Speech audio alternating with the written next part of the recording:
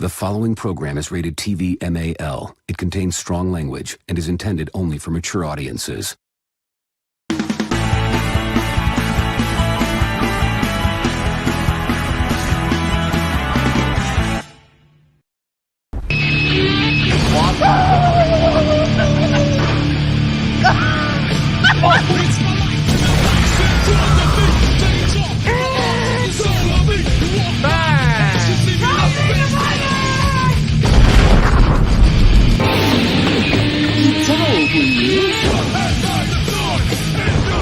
Look, Patrick, I'm Texas. Howdy, y'all. I'm Texas, too. Howdy, y'all. Get a dog, little Longy.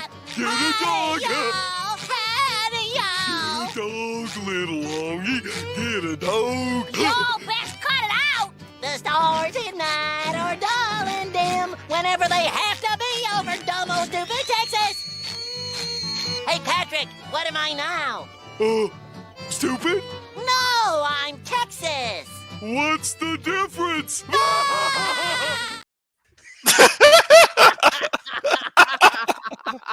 I reminded Victor about that. I hope we don't get copyrighted for that. If Paramount takes down this fucking video, I swear to God. You all best apologize. Swear to me! Like ugly out today. What about this too? Texas. I'm warning you, SpongeBob.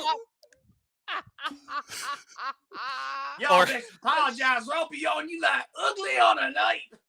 I just said that, Jordy. Fucking take down our video because of me using that. it at extended clip. However, Paramount's been I know, but I wanted to say it too. Paramount has been less stingy about copyright than the fucking WWE is, and plus, since the episode came out, literally almost 25 years ago, because it was the end, towards the end of the second season. A lot of things came out 25 years ago. But yeah, I hopefully that everything everything. Finally, I can see. You know what? I can finally see Chait in a God, live. we already at 10 viewers in less than 3 minutes. That's crazy. Ooh. That is crazy. I have a feeling. Speaking of which, let's go ahead and say hello to other people. Let's say hello. We got Hunter, 100 hello. views. We got Jose. Wait.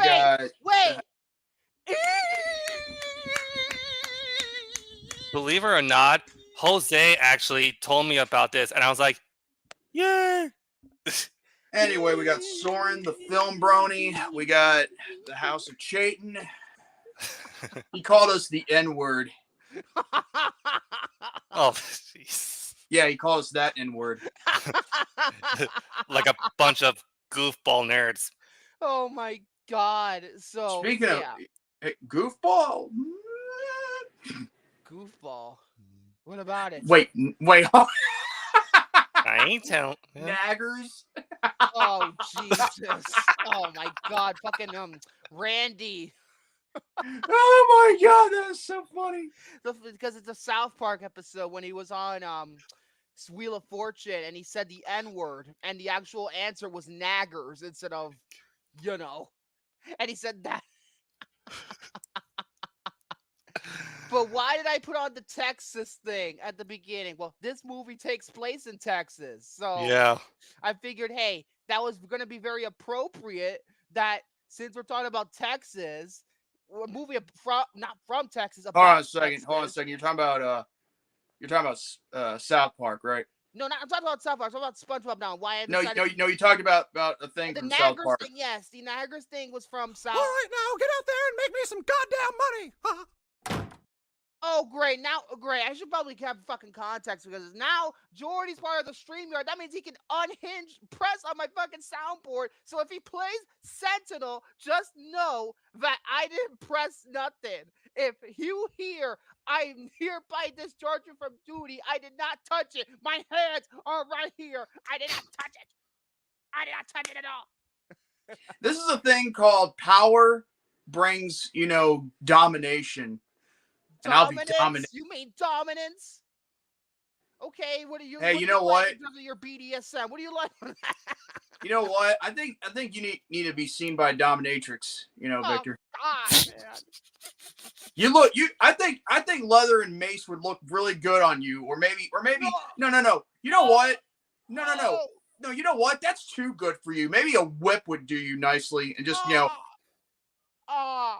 that's no good. Ooh, that's no good. Yeah, whip. It'll be like, I mean, they'll get you on like a little dog. God. Okay. Well, I don't. With great power comes great responsibility. Yes, Or how I about have this? great Can we say responsibility, pledge but now that of he Texas has the are power, what does he have? I don't know if he has responsibility. I don't know, because he's the first time he's present on my damn sound, but I customized myself. Probably he's next. Man. He's gonna probably stop ganging up on me. Oh, you're one to talk because you hate the room so much. You're one to talk. You're one to talk. Well, says the one who pressed that clip just now. I didn't press it. No, I'm talking to Jordy. I think that's fitting because that's what you're sounding like. Oh, Jesus. You're saying it's like you're stop pressing my buttons. Okay, I'll see what I can. Now that was me who pressed that. I love you too. So piss off. Okay, so I guess it's a battle of who presses the button first. Will come. Oh no! No! You gotta be kidding me! You have got to be kidding me! Hey! Wait! What are you doing? Hold on! Wait! What are you? Where's my spotlight? What the hell is going on? What are you? What is going on here? What is going on here? It's Shayton. Oh my God! No! I'm crashing this fucking stream. It's about time I went here. Just want to say hi. But don't be talking about shit about Texas. I'll be coming for your ass. That's right. He lives in San Antonio. That's right. Shaden. Yeah, don't be talking shit about Texas. Thank you. I've taken over for David 3000's channel, that fucking schmuck, so I can get on here whenever I want. That means I can crash any stream. I can make Eric Lima's life a living hell if I wanted to. But thank you, Dave, for giving me the power. The power. Oh but yeah. God, help me. If I hear one talk shit about Texas, I'll be coming back in here for you asses. But anyway. You better be nice then, everybody. But anyway. Varsity Blues, great movie. Just my quick thoughts. So keep on with the review, guys. Larter and whipped cream bikini. Yeah. Let's all later, Shaden. That's it. That's the review. Well. Oh God, what was that? Well, it's a surprise. I had to fix the the layout so we could see each other. I didn't know what the fuck to do. I got it under control. Surprisingly enough. And here's the thing. If I have to leave or do something, I'm not gonna press the end button like during a certain movie or certain or certain year-end awards. Oh jeez. I'm looking at him right now. Up there. Which, considering the certain fat boy might be appearing later because this is one of his worst movies of 1999. I wonder who could that be. I wonder who. By the way, he was great in the movie. We'll get to that in a moment. But yeah, I guess we'll just go ahead and get started now. I guess maybe Well, I want to talk about something. I want to talk about something real quick that that happened on this channel, my channel, and also the aforementioned Jayton's channel. So if you guys don't know, as Victor pointed out, I am now a part of the David 3000 team, as it were. And because of that, we can, and also Jayton is too. That means you cannot see not just one, not two, but 3 channels streaming simultaneously at the same time. And what happened last week on Saturday, let's just say it was actually a first time ever. I don't think there had been anyone that ever do it before, except for one individual that I know that has that I'm not going to bring up, even though if it would be for context, but I'm just going to be respectful. But I think this is the first time ever you'd actually see 3 different channels going live for the same show on the same panel at the same time. And I'm talking about none other than the Slaughterhouse. Yeah. Yeah. And basically, it was actually a very good success. You know, I think it was pretty good. You know, I think you guys did great. I saw bits of it. the And chemistry between me and Chayton is better than ever than it was a few years ago. I think Tom, you know, him trying to be what he is, the real, you know, showrunner, you know, as it were.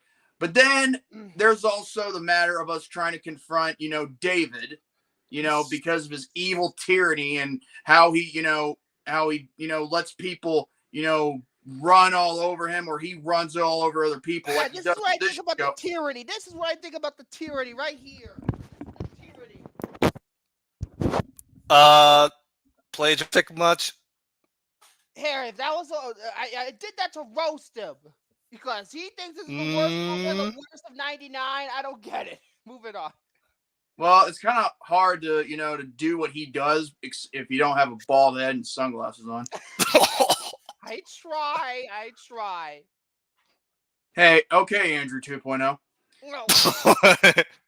So basically, we were streaming on my channel, this channel right here, and Chayton's channel, and I did not think this was going to work. This is just me. I thought it was going to, you know, I thought there was going to something. I mean, I think something was going to. I think something bad was going to happen. I feel like this could, you know, cause us to go insane. But as soon as I found out about this new StreamYard team thing, I was like, okay, this could actually work. Because, you know, I thought it would only be reserved for one YouTube channel. Now I find out it's for more than just one. Yeah, it is for more than just Okay, one, yeah. Hunter Hughes says us Varsity Blues, Hunter, and then Romy says Varsity Poos. I'm surprised he hasn't nicknamed it that yet. I'm surprised. I don't think I've ever heard him say that. That could be a first. But either way, also there's only one error in the show that happened this past Saturday. Tom's internet went out. Yeah, that was pretty. Yeah. He and you know, you know what that's like. Of course. But how did that happen? Because I didn't watch the whole thing. Magnolia.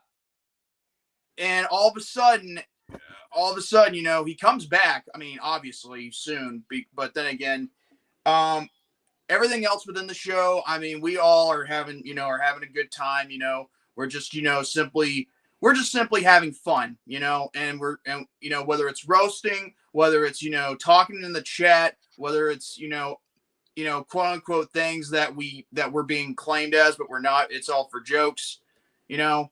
But at the end of the day, I think, you know, the show will actually amount to something, you know. So, with that being said, will there be more in the future? I would believe so. Hopefully, you know, things go right. However, considering, you know, all that's happened, you know, I hope, you know, everybody will be, you know, in their right state of mind in order to go with, you know, with the show, you know. And I'm not just talking just me, and I'm not just talking about Chayton. Go with the flow. I had a light bulb, and I was like, wait a minute, I can invade the live stream now. You know, that's kind of funny you bring that up, you know. I mean, like, here's the thing. I could do that, you know, whenever I want to, whether, you know, like, but here's the thing. I'm not going to abuse my power like David, because I'm not going to pull a St. Dennis. Yeah, I'm not going to be an evil tyrant, even though I like to press a few buttons here and there, but not the end button.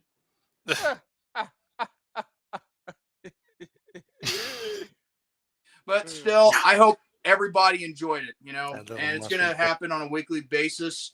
Hopefully, I think maybe it's 3, you know, weeks, you know, in a row, like maybe a week off. I don't know, but I think but yeah. Yay! It happened weeks ago. It doesn't matter, Emo. It doesn't matter. Evil tyrant, that's David Zaslav. That's true. Oh, and it's fitting. It's fitting because we're dealing with a tyrant named David. Yeah. Oh my God, son of a bitch. Anyway, I guess that What did you guys think of the show? Well, I liked it from the moment, the things I watched from it. I didn't watch all of it, obviously, because I had a fucking Kirsten Dunst binge to fucking continue. So And I was didn't hanging watch out, all that.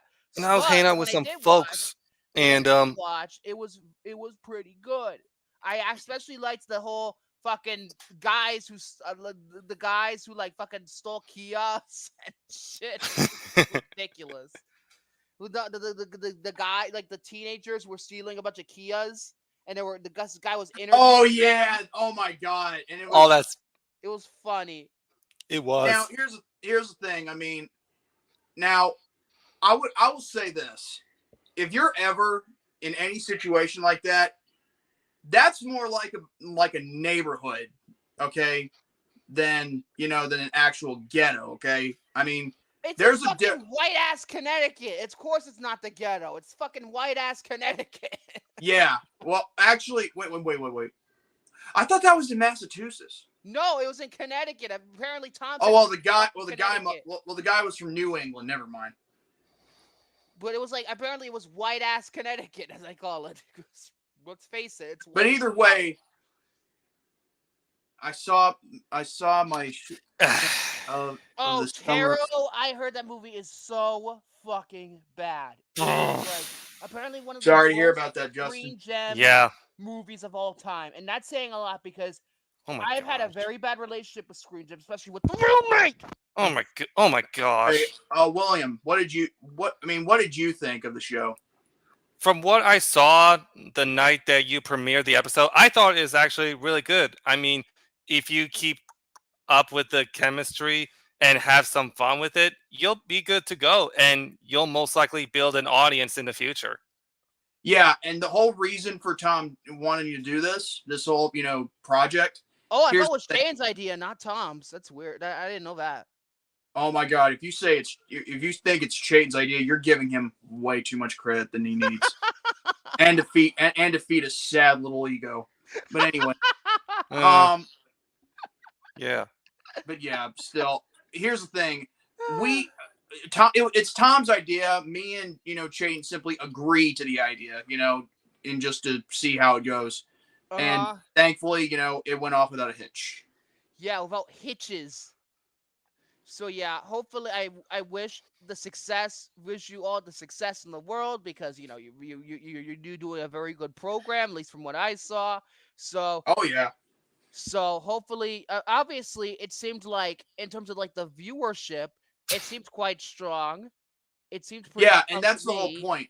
From all three channels, and which is the same video, mind you, on all three channels, we're combining the views until next week as they grow. Oh, cool. What? What's so funny? Okay, Hunter Hughes says something in the film form. You remember when we startled David with that Bourne clip? Hunter has an idea.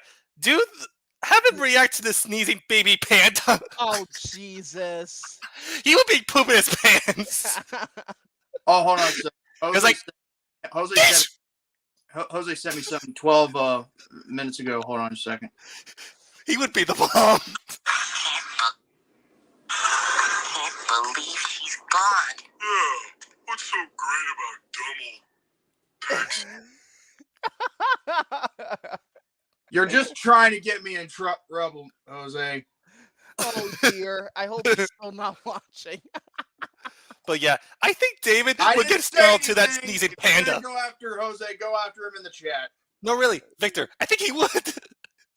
Oh my god. So. And then imagine him falling out of his chair. Well, at least I'm not gonna sneeze because I took fucking allergy medicine before I got on here. So, oh, yeah, bastard! I took the fucking medicine. I needed to take my medicine, so I am not going to sneeze. At least I hope. No God good. I'm not. I think I'm gonna be good. You tactical genius bastard! I took it when I was watching Varsity Blues. Stupid tactical genius, tactical minded bastard! That's right. That's what you get after making me feel bad after 2 weeks of me sneezing. Oh my god. You know what? I just realized something that, on last week's show, you not only sneezed, you actually got a boogie come out. Yes, I got a boogie come out. I did. Just like say anything. The reaction to say anything when I had that was worse. Don't worry, there'll be a compilation video of it. Only it'll be extended to an hour just by playing the certain clips over and over again. Oh my god. Well, he's got a case of the boogie wigglers. Anyway. Boogie wooglers. Anyway, so I guess I'll start off with my topic, and we're gonna start off by talking about the top 30 underrated movies of the century so far from WatchMojo.com. Here we go again. Yeah. What is with this website? I mean, hold on. What? I have the perfect clip. Hold up. I have the perfect clip to describe Watch Mojo. Oh shit! Here we go again. Watch Mojo. Grand Theft Auto.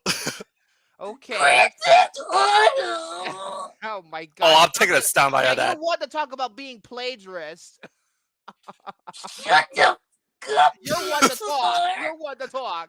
What? Who, Number Jordy? 30. Jordy? Yes, because he's mimicking Jordy after. Not mimicking Jordy. What? No. What? No. No. Hold on. No. Hold on. You know. I know I made that mistake, but I was Okay. You know what? I made a mistake. Write that down. I made a mistake. I know I did. have been waiting for a long time to do that. Fuck. Jojo Rabbit, JoJo's Circus. Oh my god, anybody fucking remember that shit? Wait. Why do you sound like you have a vice on your nuts? Wait, JoJo's Bizarre. Oh, wait, never mind. Oh, fuck off. Number 30 on this list. Number 30 is Confessions of a Dangerous Mind. It is rather surprising that this biopic didn't pick up more accolades. It was directed by George Clooney, written by Charlie Kaufman, and distributed by Miramax. Fuck you, Weinstein. We guess the studio is more interested in pushing its Oscar hopefuls. Oh, maybe raping women in the process. Fuck you, Weinstein. Jordy. On top of that, Sam Rockwell was synonymous with the word underrated for a while. Is that from It? What? No. Hold. That's from If, not It, moron. Not It, moron. If. It's Well- not even out yet. Well, why doesn't it be called? Well, it should be called It. It's called If. You're thinking of Pennywise. Imaginary Friends. That's the abbreviation. Movie is called Imaginary Friends. So they're ripping off Foster's Home for imaginary. Gosh. No, they're not. Take like the real They're world. not. Ow! Yes, they are. No, Yes, they're they not. are. You No, little they are not. bitch. I mean, Yes, why did they Warner are, you Brothers not sue little them? bitch. Huh? Hey, Why didn't you Warner shut the Brothers hell sue up. them? Why did Quentin McCullough didn't sue them? Huh? Why didn't they not sue them? Jordy, you're better than this bricks, except the bricks are more useful. So, okay, moving on now. So I said Sam I Rockwell. think the is bricks would synonymous- probably be more useful just to throw at Victor at this point. Sam Rockwell is synonymous with underrated for a while, so it makes sense that his first major film as a lead would carry an underrated moniker as well. Rockwell shines as Chuck Barris, the famed game show host and creator that claimed. Did you say Rockwell? Yeah, Sam Rockwell. What? That's his name. The actor. Rockwell, Maine, in 1982. Shut up. Chuck Barris is the famed game show host and creator that claimed his autobiography to have worked as a CIA assassin. Whether his story is mostly true or mostly fabricated, there is no doubt. Fuck. Nobody can deny that it's fascinating. For another underrated performance that year, we refer you to Samantha Morton in America. Yep, In America. I agree with that because In America is a great movie and she was great in that movie. So I keep on talking about In America on the forum a lot. That's a great movie. Anyway, number 29 is 21 Grams. 21 Grams centers around three strangers who become intertwined with a web of guilt, grief, and glimpses of hope. This gritty crime drama is the second in director Alejandro Gonzalez Iñárritu's trilogy of death. I've heard of it now. Being Amores Perros and Babel. Probably more people have heard of Babel and 21 Grams than Amores Perros because they're the two American movies in this trilogy.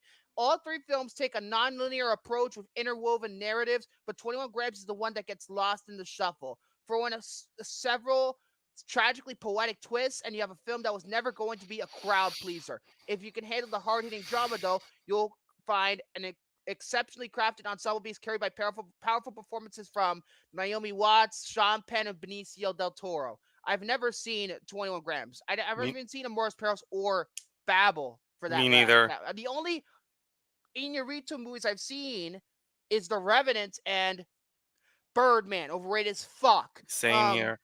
Same here, actually. Birdman. That movie's overrated as fuck. Number 20. I still love it as well. The Birdman. Oh, Jesus. Number 28. I don't exactly agree with this. Buried. The Ryan Reynolds movie. Oh. Well, that's a great movie on its own. No, because the ending blows. No. Fuck you ending. Fuck you ending. You know me and fuck you ending. Well, you say it blows, but like you with just like a vacuum cleaner, you suck. Not gonna read that. Save some time. Number 27 is Good Time. This is the first, not the first Safdie Wait, Brothers hold on. movie, but Just this before you keep reading, William, did you just try to let out your inner Arthur? What? Arthur? Wait. The Arthur? Wait. Yeah, Maybe. you're like, Maybe. No, Maybe. That's Maybe. good. That's good. Okay. I hope you're referring to the Aardvark and not something else. Yeah. What? Arthur? You know. Oh my gosh. Okay, if you didn't check out this past Saturday, Victor. that's who I'm talking about. Damn it. Number 27 is Good Time. Again, this is the Write that down. This is the movie that brought the Safdie brothers into popularity before they did Uncut Gems. The Safdie brothers are gaining a reputation for redeeming actors. For many years, Robert Pattinson was generally written as the guy from Twilight. After seeing Good Time, you'll be like Edward Who. Pattinson escapes in the role of Connie, a crook who tries to bust out his developmentally disabled brother after robbery goes wrong. Following another trope that's common in most Safdie movies, Connie makes one misguided choice after another. The Safdies are expert in turning New York into a maze where the walls are constantly closing in on the protagonist. There's no escape, but Connie keeps running away from trouble while digging himself deeper into it. Good Time isn't exactly a good time, although it's a nail-biting, adeptly made one. Adeptly? Yeah, I think it's adeptly. But that's a great movie. But I do prefer Uncut Gems, though. This is quite a piss me on. Number 26. Jennifer's Body. Fuck no. I've already said it multiple times on this show. This is a ripoff of Ginger Snaps to the point where they steal exact shots from it. It's bad. I don't give a fuck about your cult following. I don't care who I offend with. I don't care if I offend the cult following. I don't care. This movie blows. Ginger Snaps is right there rated, and it's also a cult classic, but nobody fucking recognizes that movie compared to this piece of shit. This movie is not original. It's a ripoff. It's poorly made. It's garbage. Another reason why Diablo Cody is a one-trick pony, other than Tully and maybe Juno. Tell me what good she's done. She almost ruined the Powerpuff Girls with that stupid CW script, for fuck's sake. CW. God. Now that was a rant. That was a rant right there. Oh my God, that was a rant. Wait, what is funny is that Patrick is in that movie. Yes, the guy who voices Patrick. Bill Faberaki. Where do you think you're going? I was just, no, you're not. I haven't seen it. And to be frank, I don't know if I want to. Number 25, The Nice Guys. They say that Hollywood doesn't make quality comedies anymore. That's true. It's bullshit, Watch Mojo. They don't make quality comedies anymore. The truth is that they're out there, but audiences are not seeking them out. The Nice Guys, in particular, warrants comparison to the best buddy comedies. I think it's a good movie, but is it one of the best buddy comedies like Lethal Weapon or Midnight? No, it is not that. Sorry, Watch Mojo's being full of shit now.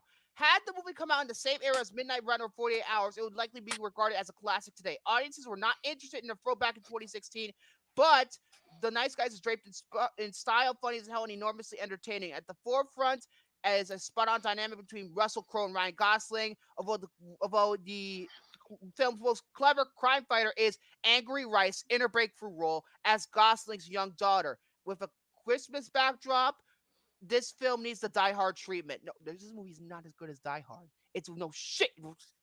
To be frank, you had to word it like, Frank. I showcased it before you even, read it. Oh, there you go, Father Dom. I'm trying to read here. I'm trying to read. Number 24. This is a movie I haven't seen. It's called You're trying. Moon. Wait. You're trying weed? Well, you shouldn't do that. This movie is called, this next one, this 24, number 24, it's a movie called Moon!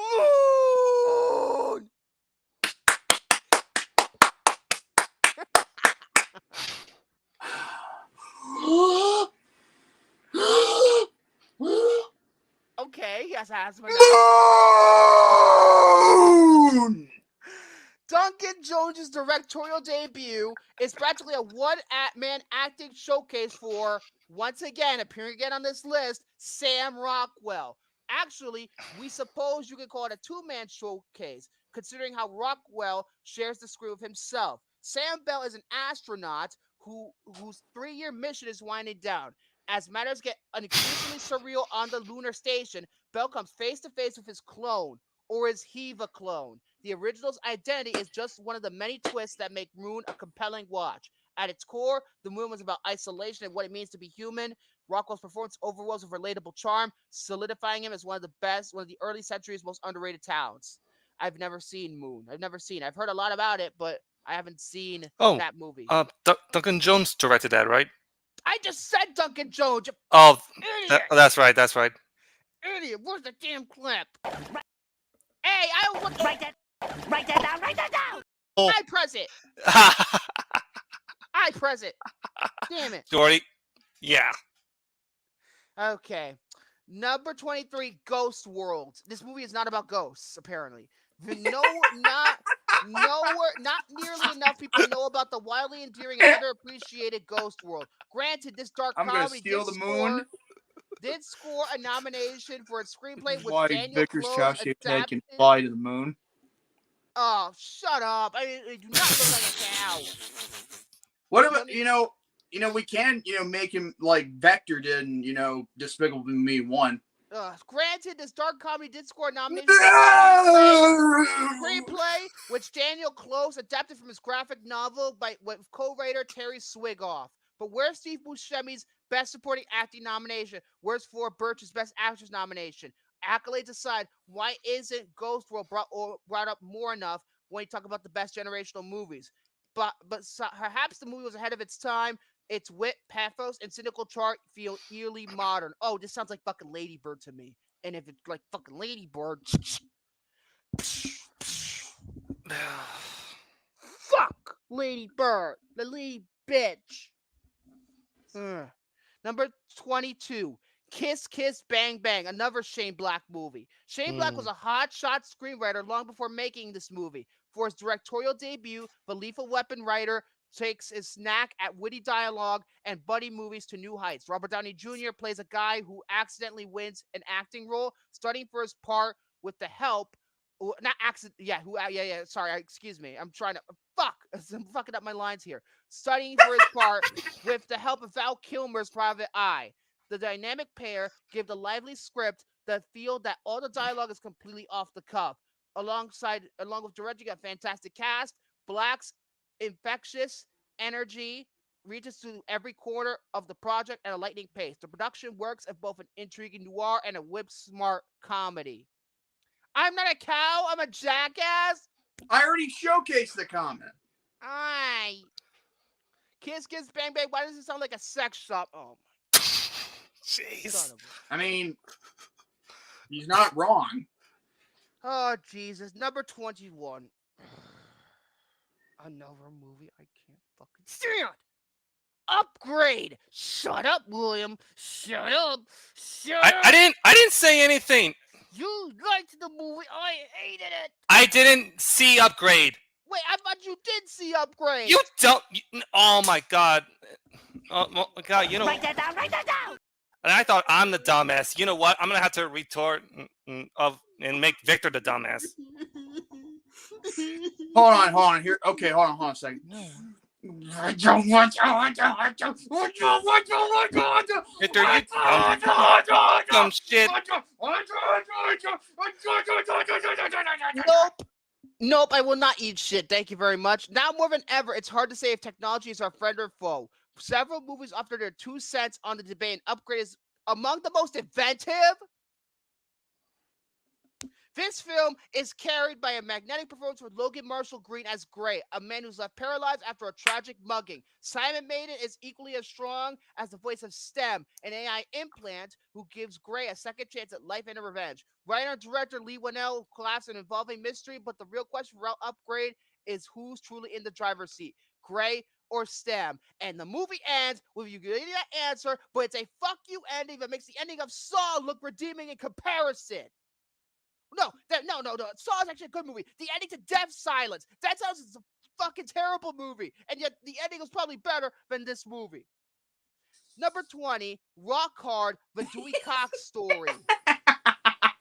What? What's so funny? Look at this. You're not funny. You sound like Big Debate a tree hole. Well, it's hilarious this spoof fell flat financially. Despite coming out in a couple of years after Walk the Line and Ray, because the music biopic seemed like a niche subgenre to parody back in 2007.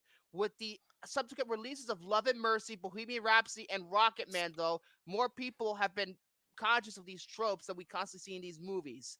Walk Hard is a clever send-up of these cliches, delivering surprisingly catchy original songs of great cast led by John C. Reilly, who is one of the century's most underrated comedic talents.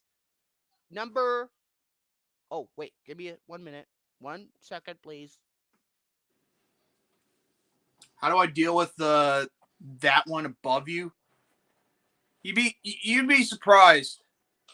Because normally I would just want to tell him this. You need to shut the fuck up. That's what I want to tell him. But instead he never does. I heard that. Good. There you go. Go ahead. Go cry.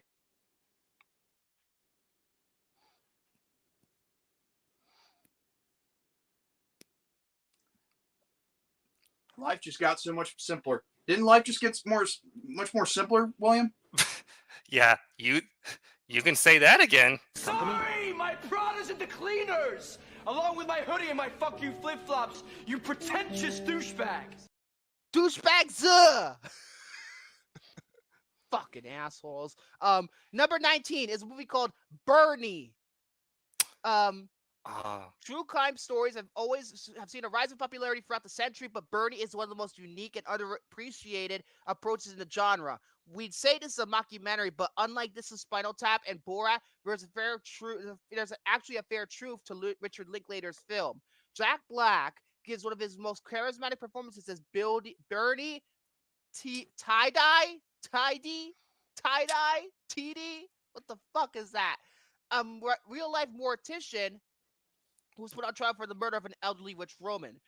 While all signs point to Bernie's guilt, the town has a hard time believing someone so lovable would be so responsible for taking a person's life. Likewise, it's easy for the audience to forget that such a charming film is based on a heinous crime. Number 18.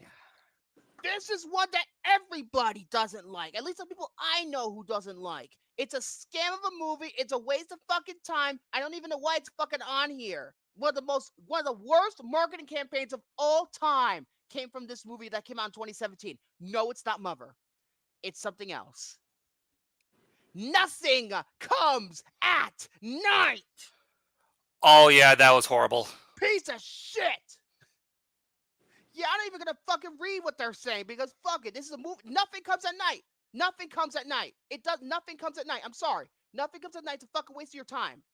By the way, Trey Schultz, what did you say about Incomes at Night?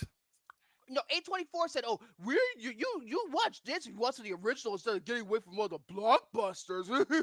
And Trey Schultz said something fucking pretentious too. But I Oh don't my really know what god! he said. When I first saw what he said, I was just like, And you "Fuck wonder off, dude." why you don't have much of a career, asshole. Number 17, Brick. I know about this movie. It's a Ryan Johnson movie starring Joseph Gordon-Levitt. I believe Emily DeRavin's in this too. Let me check real quick. Claire Littleton herself. So another fucking Lost reference for me because she's in it. Apparently, I'm gonna make sure real quick to see. Yes, she is. She is alongside Lucas Haas and the guy who played Shaft, the original actor of Shaft, not Sam Jackson, not the fucking other guy from the 2019 movie. So I'll be right back. yeah, Brick. How were you introduced to Ryan Johnson? Me, Last Jedi. Shut up, Jordy. Same here. Probably through his I more don't even mainstream say work- anything. I'm saving my thoughts when we actually get there. Probably for his more mainstream work like Star Wars: The Last Jedi. For many critics, though, it was clear that Johnson had the makings of an audacious filmmaker based on his directorial debut, Brick. Just as Knives Out brought the murder mystery to the 21st century, Brick is a classic film noir set in a modern high school. Think The Third Man meets 10 Things I Hate About You. That's a very strange combination. On a shoestring budget of only $450,000, Johnson delivers a stylish homage to detective stories that's elevated by a witty screenplay and a hard-boiled performance by Joseph Gordon-Levitt. Now that Johnson's profile has risen significantly, you owe it to yourself to catch up with this bullseye. Number 16 is a movie that what's with Kate on the screen? What's with the So scene? you finally noticed her. I had to read. I had to read. I had to read. You Number had the 16. 420. Number 16, the Miami Vice. This is the movie Miami Vice. It's no wonder why Miami Vice underperformed at the box office back in 2006. It came out at a time when Hollywood was giving every retro TV show the big treatment, and we mean every show. It was easy for Miami Vice to get lost in a shuffle that included Bewitched and the Dukes of Hazzard movies. Unlike those movies, this adaptation took a nostalgic property and evolved it for modern audiences. At the time, critics negatively compared the film to its source material and Michael Mann's previous efforts. Now that the dust has settled, many have cited the film's stellar cinematography and graphic action as inspiration. It made Time Out's list of the 101 best action movies ever made. I've heard the exact opposite. I've heard this movie is boring. I've never seen Miami Vice. I also heard the acting, especially from Colin Farrell. He just sounds like this the entire time. He's fucking monotone the entire time. I'm like, but this is where Michael Mann fucking lost it. This is where he lost it. Collateral was his last great movie. I'm sorry. Well, Miami Vice has to be better than Black Hat, huh? Oh, it's better than Black Hat. Oh, it has to be better than Black Hat. It has to. Number 15, Be Kind, Rewind. It's funny to think that few people born in the 2010s would recognize a video rental store. Be Kind, Rewind came out, and shortly before, chains like Blockbuster and Hollywood Video bowed out. When all the tapes in a struggling video store are erased, Mos Def and Jack Black decide to reshoot every film. Be Kind, Rewind will not only resonate with fans of classic films, but also anyone who grew up with making movies with no budget. Looking back now, the film reminds us of something we've lost in the streaming era. How video stores have brought people together to share their passion for cinema. Had the film come out today, and we had a feeling it made a stronger impression with the nostalgic zeitgeist. I've always wanted to see Be Kind, Rewind. I've always wanted to see this movie. It seems like something that would be up my alley, but I haven't seen it yet. Let me fucking have an eat break first. Okay. Food is delicious. Oh, It's like,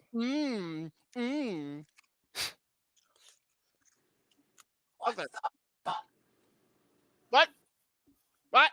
Nothing. Just nothing. Go ahead. Keep eating. I got behind Eternal Sunshine of the Spotless Mind. I have to watch Eternal Sunshine for the Kirsten binge, but I haven't gotten to it yet. Green Hornet, I heard was terrible. Number 15. No, I already subscribed number 15. Fucking idiot. Number 14. Oh boy, this is gonna be a divisive one. Martin Scorsese's Silence. I've heard that this movie is boring. Hmm. Having gained a reputation as one of our greatest filmmakers, he's also gained a reputation for being a Marvel hater. Shut the fuck up, Marty. Just. Seriously, shut the fuck up. But Yeah. so, it's not often that we see a Martin Scorsese picture go up unnoticed by audiences. That's because the fucking runtime was so long, wasn't it? What's especially surprising about Silence is that it didn't even generate much noise at the Academy Awards, despite gaining positive reviews across the board. I mean, sorry, fuck. This film only got one Oscar nomination for Rodrigo. I can never pronounce his cinematographer's name. Rodrigo Pietro, I believe that's his name. Rodrigo Pietro.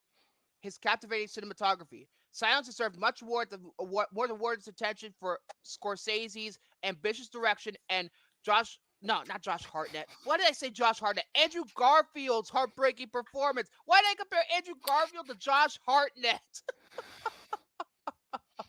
Garfield is nothing short of phenomenal as a Jesuit priest torn between his faith and survival in a grueling environment.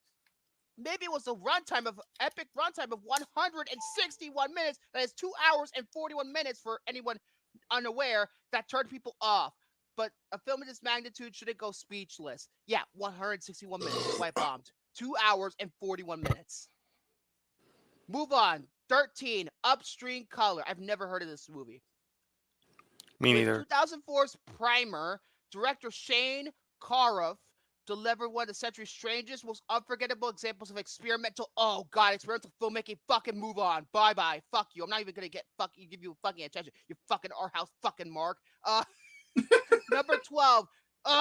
Synecdoche, New York. Jesus Christ. Pretentious as fuck movie. Charlie Kaufman.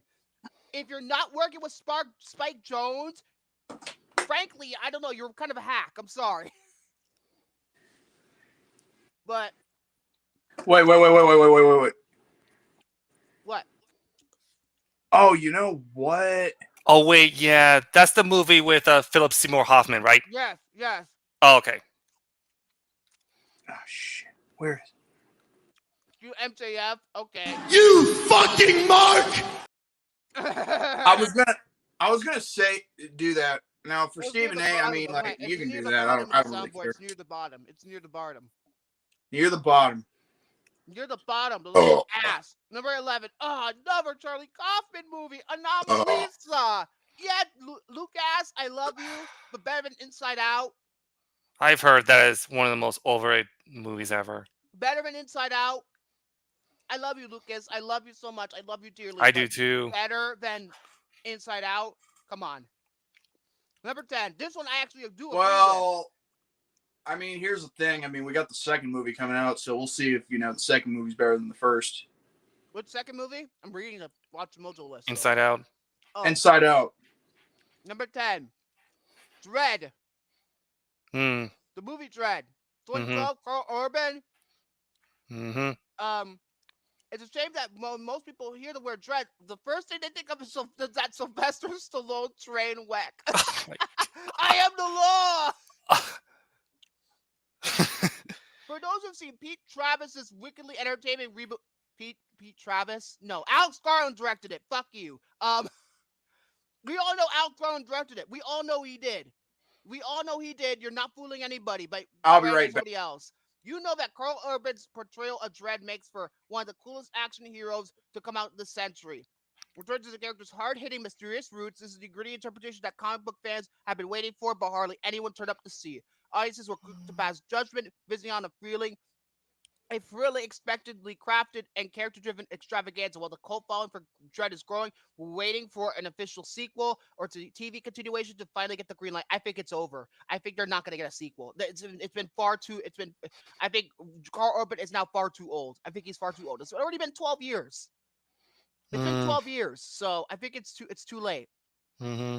Number 9, A Most Violent Year. Oscar Isaac gives a multi-layer performance as Abel Morales, who's not exactly a gangster, but not exactly a legitimately businessman either.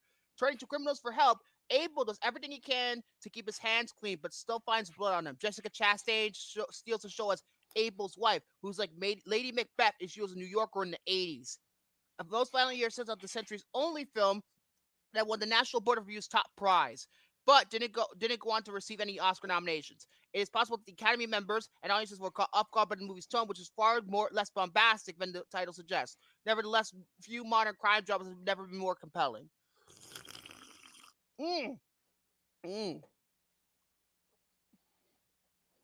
So yeah, I've never seen it. I've heard of it. I think it might be an early A24 production, actually. I think it might be. I've heard of it too, Yeah. Number 5. This one I think people have heard of. 25th Hour. This is the Spike Lee joint with Edward Norton. Oh, yeah, that's right. Written by David Benioff. Thanks for ruining Game of Thrones, asshole. I'm still not over that. Fucking bitch. You and DB Wise, and you wonder why Three Body Problem was a fucking failure for Netflix. I bet you that shit's gonna get canceled. 25th Hour was one of the first films to address the 9/11 attacks, but didn't start out with that intent. The film was actually in development at the same time America faced its darkest day, promoting director Spike Lee to weave the tragedy into the story. The film is primarily set in 2002 as Edward Norton's Monty faces his final 24 hours before a 7-year prison sentence. While 9/11 isn't the focus, Monty's feelings of fear, anger, and certainly uncertainty attached to what many people were experiencing. It may not be Lee's best known joint, but 25th Hour captured the end of an era, and the trauma that is still felt today is grown more profound, being featured on various best of the decade lists. Yeah, I heard this is one of Spike Lee's better movies, actually. Mm-hmm. Like Do the Right Thing, like I can only really think of Do the Right Thing. Black Klansman. The Five Bloods. That one was great. Black Klansman. I've heard that was good as well. Sorry, I'm eating. I'm talking too much. Oh. Now. Shit, I forgot about Malcolm X. It was right on the tip of my tongue, Soren. Number 7. Master and Commander, The Far Side of the World. I heard a lot of people really love this movie. A lot of people. I've never seen it. I love that film. Granted, Master and Commander received 10 Academy Award nominations, including one for Best Picture. But since then, however, people have rarely seen to talk about this adaptation of Patrick O'Brien's historical novel. Even when the film came out, it didn't make a bigger splash ever at the box office. Perhaps the film's underperformance could be attributed to bad timing. You want to know why? What was the other movie? It came out in 2003 that had a big ship as an Pirates of the Caribbean. Yep. That's the reason why it fucking failed. Uh-huh. And it came out like almost the exact same day too. Yeah, well, no, it came out a month before Return of the King. Excuse me. The audiences missed out on one of the century's most rousing achievements, complete with mind-blowing cinematography from Russell Boyd, daring direction by Peter Weir, and a gripping performance by Russell Crowe. It is definitely one we'd like to see re-released on the big screen. Also, worth noting, this is also, like, in terms of American films, this is probably Paul Bettany's, like, breakthrough role in that movie. Probably his breakthrough. This or Wimbledon. I can't really remember. But it really kind of, put him on the map for a while before he was Vision. Number 6, or Jarvis for that matter, too. Number 6, Pop Star, Never Stop, Never Stop. This movie is fucking hysterical. Oh, I've heard it's hysterical. Russell Boyd. I said Russell Boyd. This isn't his name. Harry Potter. What? I'm confused now. Pop Star is a very funny movie. It's really funny. Probably one of Andy Samberg's best movies. Almost a decade after Walk Hard, audiences overlooked another musician satire that deserved to perform better. Held by Andy Samberg, Akiva Schaffer, and Jorma Taccone, a.k.a. The Lonely Island. This mockumentary, is essentially a series of SNL digital shorts loosely tied together by a plot. That might not sound very engrossing, but the film isn't intended to be plot-driven. It's driven by laughter, and Popstar never stops tickling your funny bone. Being a Lonely Island production, this film has no shortage of memorable tunes like from Turn Up the Beef to I'm So Humble. Of course, the best one is an ode to the assassination of Osama bin Laden. That fucking song. Wow. Backed up with a never-ending supply of cameos, Popstar is easily funnier and smarter than anyone likely anticipated. Number 4, Take Shelter from Jeff Nichols with who stars Michael Shannon. Take shelter. This is a funny sentence at the funny first sentence. Take shelter as everything that the happening should have been. Come on, guys. Take an interest in science. What? No. Okay, that's clever. Michael Shannon. Oh no, Elements of Echoes of Hitchcock. This film includes a riveting performance by Michael Shannon as Curtis LaForge. Haunted by dreams and visions, Curtis is convinced that a devastating storm is on the horizon. Yet, nobody shares Curtis's concerns, and his mother's history of mental illness only gives more reason to believe he's going crazy. Thus, ensues a tense psychological thriller about a man who's either saving or endangering his family. Although Take Shelter leaves much leaves much up to interpretation. Moving on, fucking ambiguous bullshit. Moving on with your fucking art house mark. Fuck off. 4. Fuck! Under the Silver Lake, another pretentious movie. Fuck. Never saw it. That movie took like 2 to 3 years for that to come out because it was a fucking disaster. It took like 2 or 3 years to come out. I remember it got leaked online before A24 even picked it up. It was a mess. Moving on. Number 3, Prisoners. Other than the Dune movies and Sicario, this is probably Denis Villeneuve's best movie. Probably. Visionary, I don't know how to call him visionary. Filmmaker Denis Villeneuve's Prisoners takes a dark look at the disappearance of 2 children and the ensuing investigation. You got Hugh Jackman, Jake Gyllenhaal, Paul Dano, stuff like that. Number 2, oh God. The Assassination of Jesse James by the Kyle Robert Ford. I've never seen it, but you want to know who it's directed by? You want to know? You really want to know? Andrew Dominic! The guy who brought us Blonde! Fuck you, you cocksucker. Number 1, Zodiac. Just Zodiac. I mean, it's not one of my favorite Finchers. To me, people saying, "Oh, this is one of his best." No, I don't exactly agree with that. It's not as good as Seven. It's not as good as Fight Club. It's not as good as Social Network. But I still think it's a good movie. It's just too long. That's the thing. It's just too long. I'm sorry. It's too long. Did it really need to be that long? Although, the movie was written by, guess who it was written by? James Vanderbilt. What did he write? Screams 5 and 6, along with Guy Busick. That's my list. I would give it to Jordy, but look at him. Yeah. What are you doing? Where's my buddy? Where is Jordy? All right. For that time being, I want you to talk now. All right. Speaking of Planet of the Apes, well, I've actually looked at this article from MovieWeb, and it's all about Wes Ball's challenge for adapting the Legend of Zelda movie that apparently is going to be in the works in the future. Yes, he's directing Legend of Zelda, and now that Kingdom of the Planet of the Apes is now out, it's getting rave reviews. It's doing very well. I think he's going to do well. He's going to do really well. Honestly, I think from what I saw in Kingdom of the Planet of the Apes, I think he will pull it off. But although I do have my fair share of I am not going to skepticism. I don't have skepticism about Wes Ball. Wes Ball, he is a director that gets it. He gets it. I think he's one of going to be. He proved that he was able to handle Planet of the Apes. What else would you think that he wouldn't handle Zelda well? I think he will. I truly believe that. Yeah, but then again, like it also has to comes down to like if it's going to be taking place. In Ball, we trust. I know, but it really depends on like if they're going to be.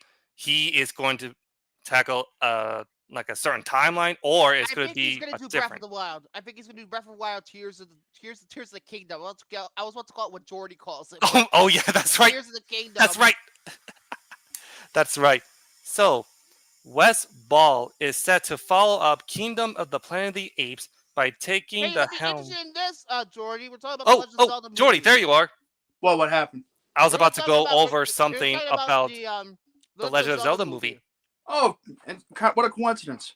Because Wes Ball just directed Kingdom of the Planet of the Apes. This is his next By the way, Legend of Zelda, Majora's Mask, definitely the most darkest Zelda game ever. Yeah. Twilight Princess? Oh yeah. No, Oh, not there it is. There it is. The thumbnail. What? Thumbs up. Thumbnail. Oh, The thumbs God damn it. There it is. And you also said Twilight Princess when I was talking about Majora's Mask. So Write that down. Write that down. Twilight Princess is dark as shit too. That's my thing. dude, have you not played Majora's Mask? What was the only game in the series to get a teen rating? Oh, Not the. What? It does not matter if it got a T rating. It's a matter of the storytelling. The storytelling. Exactly. Okay, Cody, calm down here. Exactly. You know I mean, what? Jordy has a point. Yeah, thank you. Anyway, what about this new Okay. Legend of Zelda movie? As I was. I'm gonna stop talking now before I get into Wes your Ball trouble. is set to follow up Kingdom of the Planet of the Apes by taking the helm of the live-action adaptation of Nintendo's Legend of Zelda franchise, and the director has revealed the immense pressure that comes with the project.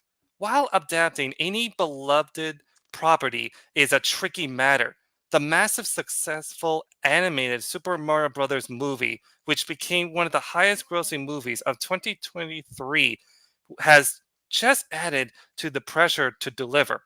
Ball is currently riding a wave of praise for his foray into the Apes franchise. And all signs suggest Kingdom of the Planet of the Apes will deliver a strong box office performance. This should all be good news for the director's sidestep, into the video game adaptation arena. Speaking to Variety, Ball shared his personal connection with the Zelda franchise, explaining, and he says this and he quotes, "I can't say a lot about it, but Zelda is hugely important to me. It's up there with Star Wars for me in terms of what shaped me as a kid. Talking about adventure, that's the thing. And you're right. It's like one of the last untaped properties that is dying for a cinematic treatment. But we'll see what happens. The expectation game. I got a taste of that with the Maze Runner movies. It was, Yep. it was a small fan base, but a very passionate one.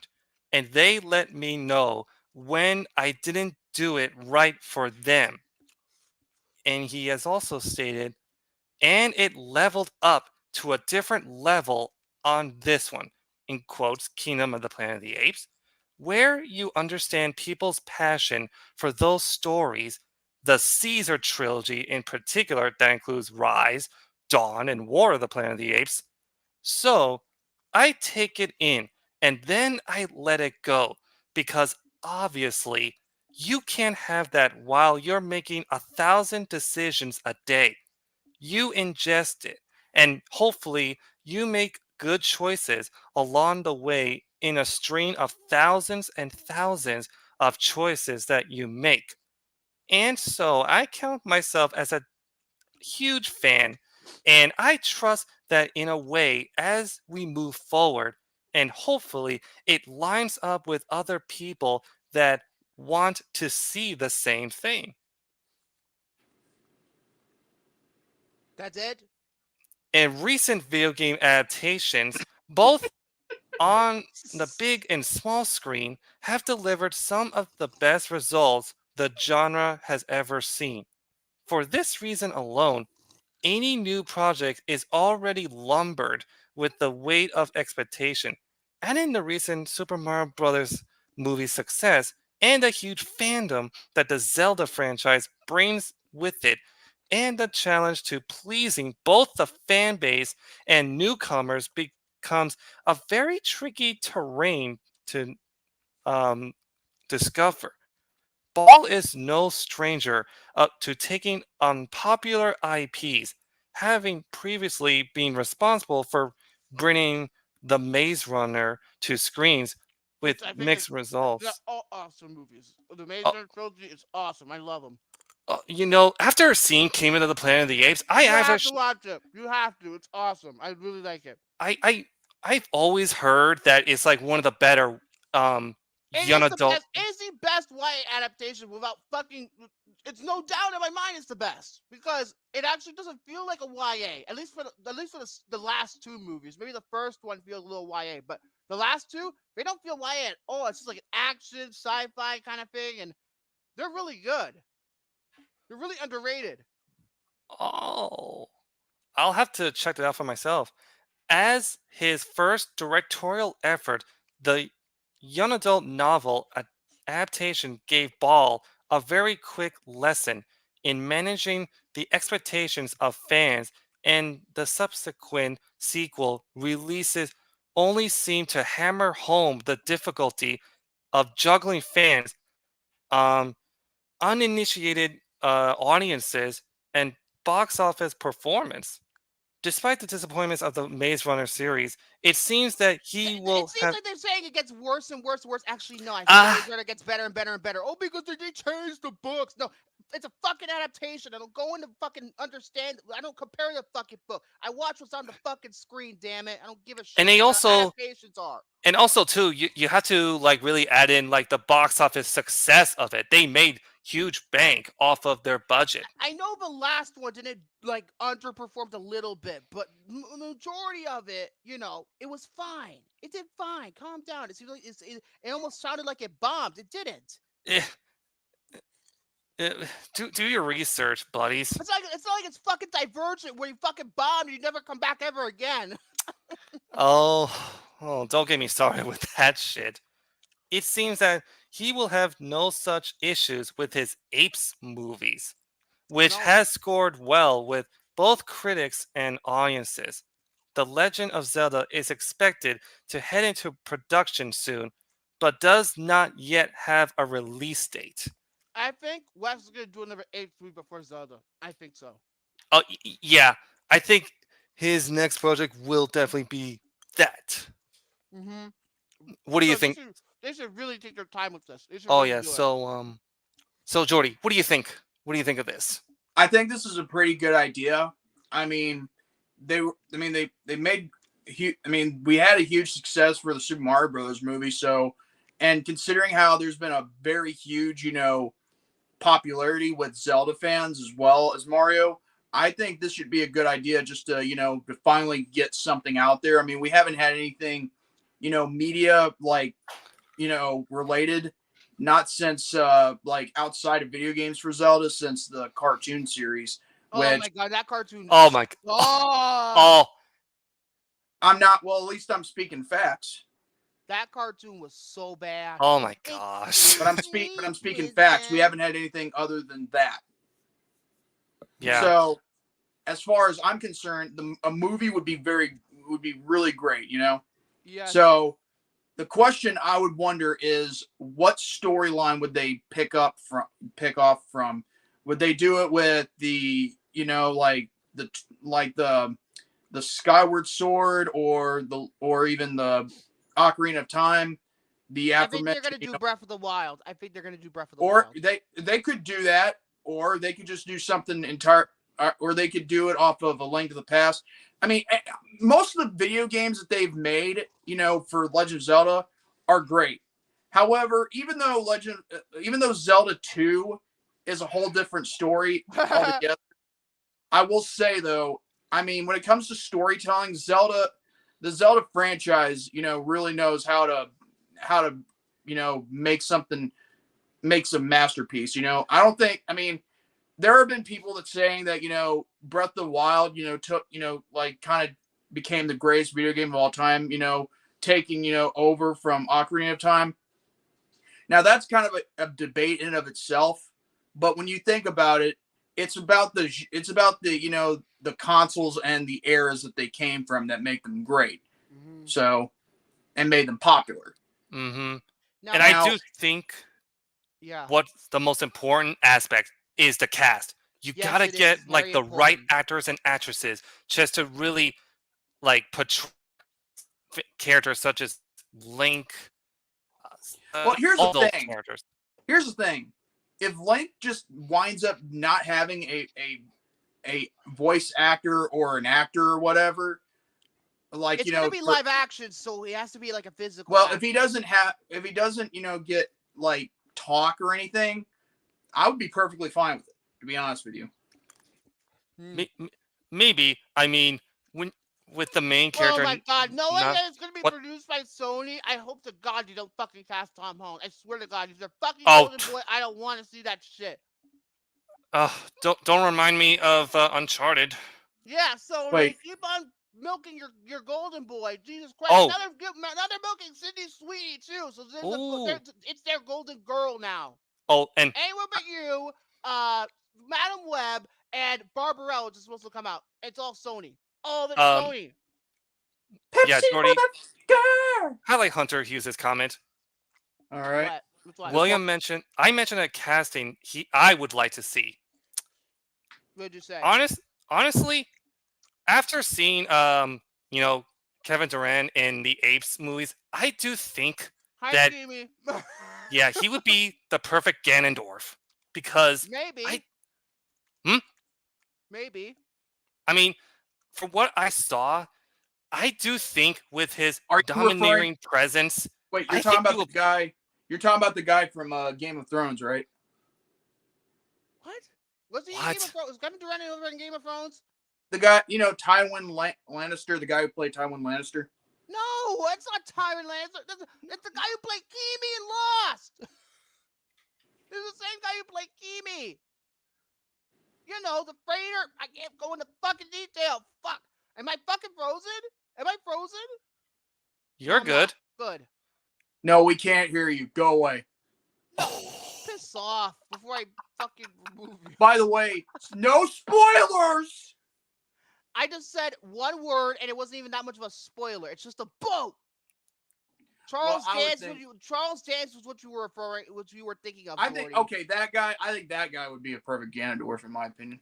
Okay. I mean, he would, but I do think from my very first choice would have to be Kevin Durant because with his domineering presence in the Apes movies or the latest Ape movies that I saw, I do think he can pull it off in space because of that voice that he had. But I don't know. I'm thinking about this right now, and I'm not sure about this choice, but I'm gonna go with it anyway. Josh Brolin. He could be a good contender. I mean, let's face it, the fucker was Thanos, the most evil guy in superhero movies ever, and maybe he could be Ganon. I don't know. I kind of see a little bit of him. Yeah, I mean, honestly, if either Kevin Durant or Josh Brolin takes on Ganondorf, that's just I will be happy. Do not cast Tom Holland as Link, please. I'll be happy with either one, really. I will. People just think of a Thanos when they forget. Ganondorf is practically the Thanos of Zelda. I mean, yeah. Well, okay, that's kind of hold on a second. That's kind of putting it a step, bit much for Ganon's character. I mean, he's not really if you're going to talk about Thanos, okay. Look at the moon in Majora's Mask. That is Thanos right there. Yeah. Now, and besides, you know what's so funny? It takes the moon like 3 days in order to destroy a different alternate dimension within Hyrule, known as Termina. Now as for freaking Ganondorf, it takes him like 7 years just to conquer Hyrule. Yeah, that's the scary thing about that moon in Majora's Mask. It's like you have that limited amount of time just to do everything you need to do. Think of it this way. It's 24 the video game before 24 the video game came out in 2007 or 2008 or was it 2006? I can't remember. Anyway, I think if they play their cards right, I think they should. I think with Westball they are gonna play their cards right. He's the right choice. But here's the problem. I mean, it all depends on which story they go with, because if they use an original story, they better do it right. Yes. And I also think I have a choice who can actually do the cinematography for the next Just get the movie. guy who did the Maze Runner and Kingdom of the Planet of the Apes with him. Just get the same guy. Or how about Bill Pope? Bill Pope, his career's tarnished Pope after he did that fucking Jerry is Seinfeld Pop-Tart movie. pimpin'. His career's tarnished because of that stupid Pop-Tart movie. So, Oh gosh, that's just get right. Greg Hope Fraser Daddy and will be give you a done pimp with it. slap. Get the guy who did Kingdom of the Planet of the Apes and Maze Runner with him, or just get fucking Greg Fraser and just be done with it, okay? Yeah. Oh, Roger Deakins? I don't know. He might not be available. I don't know. But I think Greg Fraser is kind of becoming the new Roger Deakins, to be honest with you. Or who was the guy who shot Gravity? I can't pronounce his Emmanuel name. Lubezki? Yeah. Chivo? Yeah, he could be good too, but I Hey, don't know. wait. Speaking of apes, hold on a second.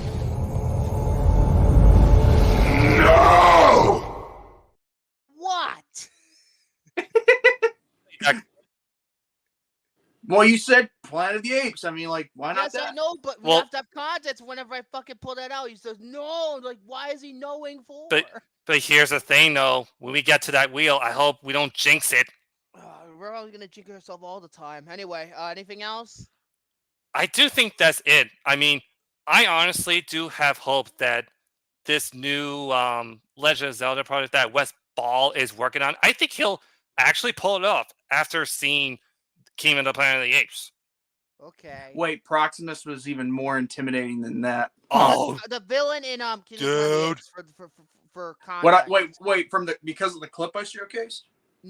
No, yeah, I guess because Huh. Proximus was the villain in the new film King of the Planet of the Apes. Which Dude, Wes Ball I'm directed. telling you, once you see him, He's apparently meaner than Koba. Apparently. oh, yeah. That's something. Anyway, I That's guess it. Jordy, you could go on now because I gotta keep eating. Although maybe I might talk because depending on what you're gonna talk about. Oh boy. Yeah, I've been saving this for like the last couple of days. I would save this for another occasion, but then again, if I wait too long, I'm just gonna keep lying to myself and keep lying to you guys, which I don't ever plan on doing. So I think I know what it is. So anyway, now, if you guys don't know, I'm a hardcore Star Wars fan from beginning to end. Sure, I don't have all the novels from the expanded universe, but I do have some of the games from the expanded universe before they became non-canon. And by the way, Disney, go yourself for that. Here we go. Here comes my stance as a Star Wars fan. I don't give a shit what's canon. I don't give a shit what's not canon. I enjoy everything that Star Wars has because I just.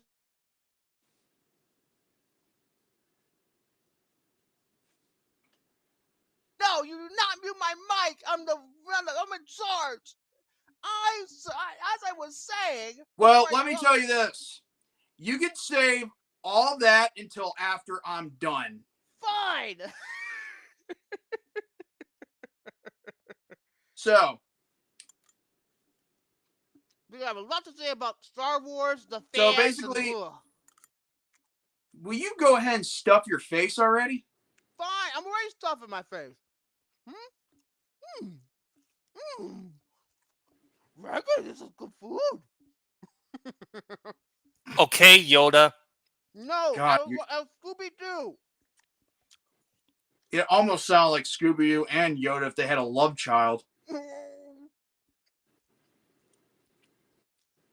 Next for winning, 54-69. Good. Continue. Anyway, so while I was so Filoni to Jordy is Ganondorf. Oh my god. Oh, trust me. I got a challenge for him, and whether he watches or listens or not, He's or someone not. or probably if someone were to show this to him, I mean, here's the thing. He probably won't answer it, but then again, I just want to see if he has the balls to do so. So anyway, I made a discovery this past Sunday while I was scrolling around looking up Wikipedia, which is the fandom Wikia, page for Star Wars, where you can get all sorts of information from all types of media and whatnot. I mean, you could look back on stuff like from the original expanded universe to the now new expanded universe, Disney verse or whatever you're going to call it. And let's just say I did take some screenshots of the film form so that way I can, write down what I said and give some context to what I'm about to talk about. So, as you know, the sequel trilogy started in 2015 and ended in 2019, right? Mm-hmm. Which, once 2013 came around after the season 5 finale of the Clone Wars, and when it was canceled by Cartoon Network too. Yeah, well, here's the thing, they didn't have to do that, but then again, after Disney bought the rights to Star Wars from George Lucas, I mean, here's the thing: do you honestly expect Warner Brothers and Disney to go hand in hand? No. No, of course. Stupid 50+ Max bundle. It's a stupid idea, assholes. So, after they bought Star Wars from George, everything except for the Clone Wars, except for the original trilogy and the prequel trilogy, everything other than those, everything else becomes non-canon. Oh, by the way, happy 80th birthday to George Lucas. I mean, the guy's a legend, Today's his Say birthday? what you want to say Really? what you want about him for It's what he today's did birthday? and say what you will about him, what he did in the prequel trilogy, but understand this: the guy tried. That's all I'm just gonna say right there. Oh God! Wow. Here, it's funny because when I get to it, I'm gonna Victor? start ranting a little bit on George. Happy Victor! birthday, George! But Victor, keep your thoughts to yourself, please. I mean, I get it. You hate, 2 out of the 3, but still, not the time for it. when I finish, that's gonna be the fucking time for it because I can't stand the fans. I can't stand the prequel trilogy. I'm moving on. All right. Well, here's the thing. Every time I talk about politics, you say, I am shutting it down. I'm shutting it down. Here's the thing with you. I'm shutting it down. I'm shutting it down with you. Oh, yeah. A bunch of hypocrisy. Moving on. Well, it's not hypocrisy. It's called, fighting fire with fire, bitch. Anyway. So, I look back into the timeline of the original expanded universe. And I made a discovery which really blows my mind. And you probably might be thinking, what did I find? Well, you guys remember the sequel trilogy. It starts in 34 ABY, aka 34 years after the Battle of Yavin, or pretty much, 30 years after, in the timeline after the first Star Wars movie, or like 34 years after the first Star Wars movie, and 30 years after the final battle with the Empire on Endor, okay? So, basically, what I discovered, in the original expanded universe, there is no story novel, no video game, nothing relatable that's made into a story that was in that 34 ABY. Instead, there wasn't anything. So I was thinking to myself, what did they really have in store for that timeline had they not been bought? So I took a little bit of digging, and I found out that there was a novel that was, done, in 35 ABY, which ends the sequel trilogy, but still, you can still fit things, within timelines if you can, as long as you don't over-contradict things. And by the way, we're going to get to that in just a bit, because I have got a lot to get off my mind with the contradictions, which is really fucking pissing me off. Sounds like a Lost fan. You're sounding like I don't get all the answers.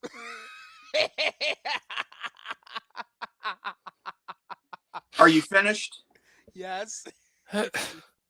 Here's the thing. There is a difference between Lost and Star Wars. When you think about it, with Lost, you could probably try to understand it, even if you don't get all the answers. But with this, there is no excuses. There are no reasonings, and there are no ifs and buts. And I'll kick yours if you keep talking. That's right. Keep silent. Now, there's a novel. Star Wars fan that much anymore, folks. there is a novel that was released. I can't remember what year it was. I'm gonna was be right released. back. I have to throw this away. Okay. There is a novel called Star Wars Dark Nest 1, The Joiner King, and it takes place in 35 ABY. Now, it has Han Solo on the cover of it, and, but here's the problem. Now, the book it does start in 35 ABY in the original expanded universe, and it made me wonder, what were their original plans? Lucasfilm and George Lucas, what was their plans for the original trilogy had they not had Star Wars not been bought by Disney? Because there were rumors speculating of what George was going to do, because the thing is, there were talks that he was making a sequel trilogy. I mean, after all, he was still, helping Filoni with, the Clone Wars. I mean, and all that stuff, okay? That's a fact. But what we don't know is what were the original ideas. I remember talking to you about that. Yeah, and you said, it's like a what-if scenario if Disney had not bought it. It is a what-if scenario. And no, not the Marvel show. Yeah, it's basically like, what if J.J. Abrams and Rian Johnson wasn't involved with the sequel trilogy, or better yet, originally Disney it has was supposed to be 3 bought. different directors for each film. Yes, but Colin because Trevorrow was a Kathleen fucking Kennedy, hack. Moving on. But because Kennedy decided to fire the person. And I maintain it that she did made the right decision. If you ever see fucking Jurassic World, Fallen Kingdom or Dominion, Colin Trevorrow was a fucking hack. Moving on. But here's the problem: if she was gonna find a different director, why couldn't she find another different director other than J.J. Abrams if she's gonna go with the mentality of one director for each film? I mean, I get that. I mean, Trevorrow, here's the thing. Oh my God, forget about J.J. Abrams, in my personal opinion, should have done all 3 films. That is what my main belief is. J.J. is a visionary. I think he's one of the best directors ever. And, he's done many. I mean, he's done Star Trek. Oh yeah, Star Trek is fucking phenomenal. It really is. I mean, he's one of the best. It's one of my favorite. The people 2009 in movie our is generation. one of my favorite films of all time. So it just shows you that he should he knows how to make things work. Mm-hmm. Now he does. Don't forget about Mission Impossible 3, Victor. Oh yes, Mission Impossible 3, one of the best ones ever. And let's not forget, he did technically co-create Lost, even though he wasn't involved entirely. But you have to give him some credit. Now, when it comes down to this, what could the original plans have been? What could they have been had Disney not bought Star Wars? Yeah, that's what I said. Yeah, because when you think about it, they could have done so many different things. I mean, sure, they could have used the same, original characters that were probably going to be put in the movie that was already made by Disney. But on the other hand, they could have used original characters from the novels that they've done, Jaina Solo or freaking. Or even have Luke Skywalker in there, Grand Master Luke Skywalker, Mara Jade Skywalker, Leia Organa Solo, and Han Solo himself. I mean, however, there would be no Chewbacca. And there's a reason for that. If you haven't seen, the timeline and the novels, because there's a reason for that. And I'm not going to spoil it in case if people, get upset about it. But with that said, that's, one of the main things that I really think that should be discussed about, like what could have happened, what could have, should have, would have. But then I came across something during my research, which really is where things are about to get nasty. Yeah, we're going there, William. Yeah, I know about this. Okay, so look at this right here. As a matter of fact, I'm going to solo screen myself real quick so everybody can see it, okay? Okay. Now, do you know who this is? No. Well, if you don't know who she is, then you haven't been paying attention to the prequels that much. Because But then I again, hate them. and then there's also the Clone Wars, which again, pay attention, Victor.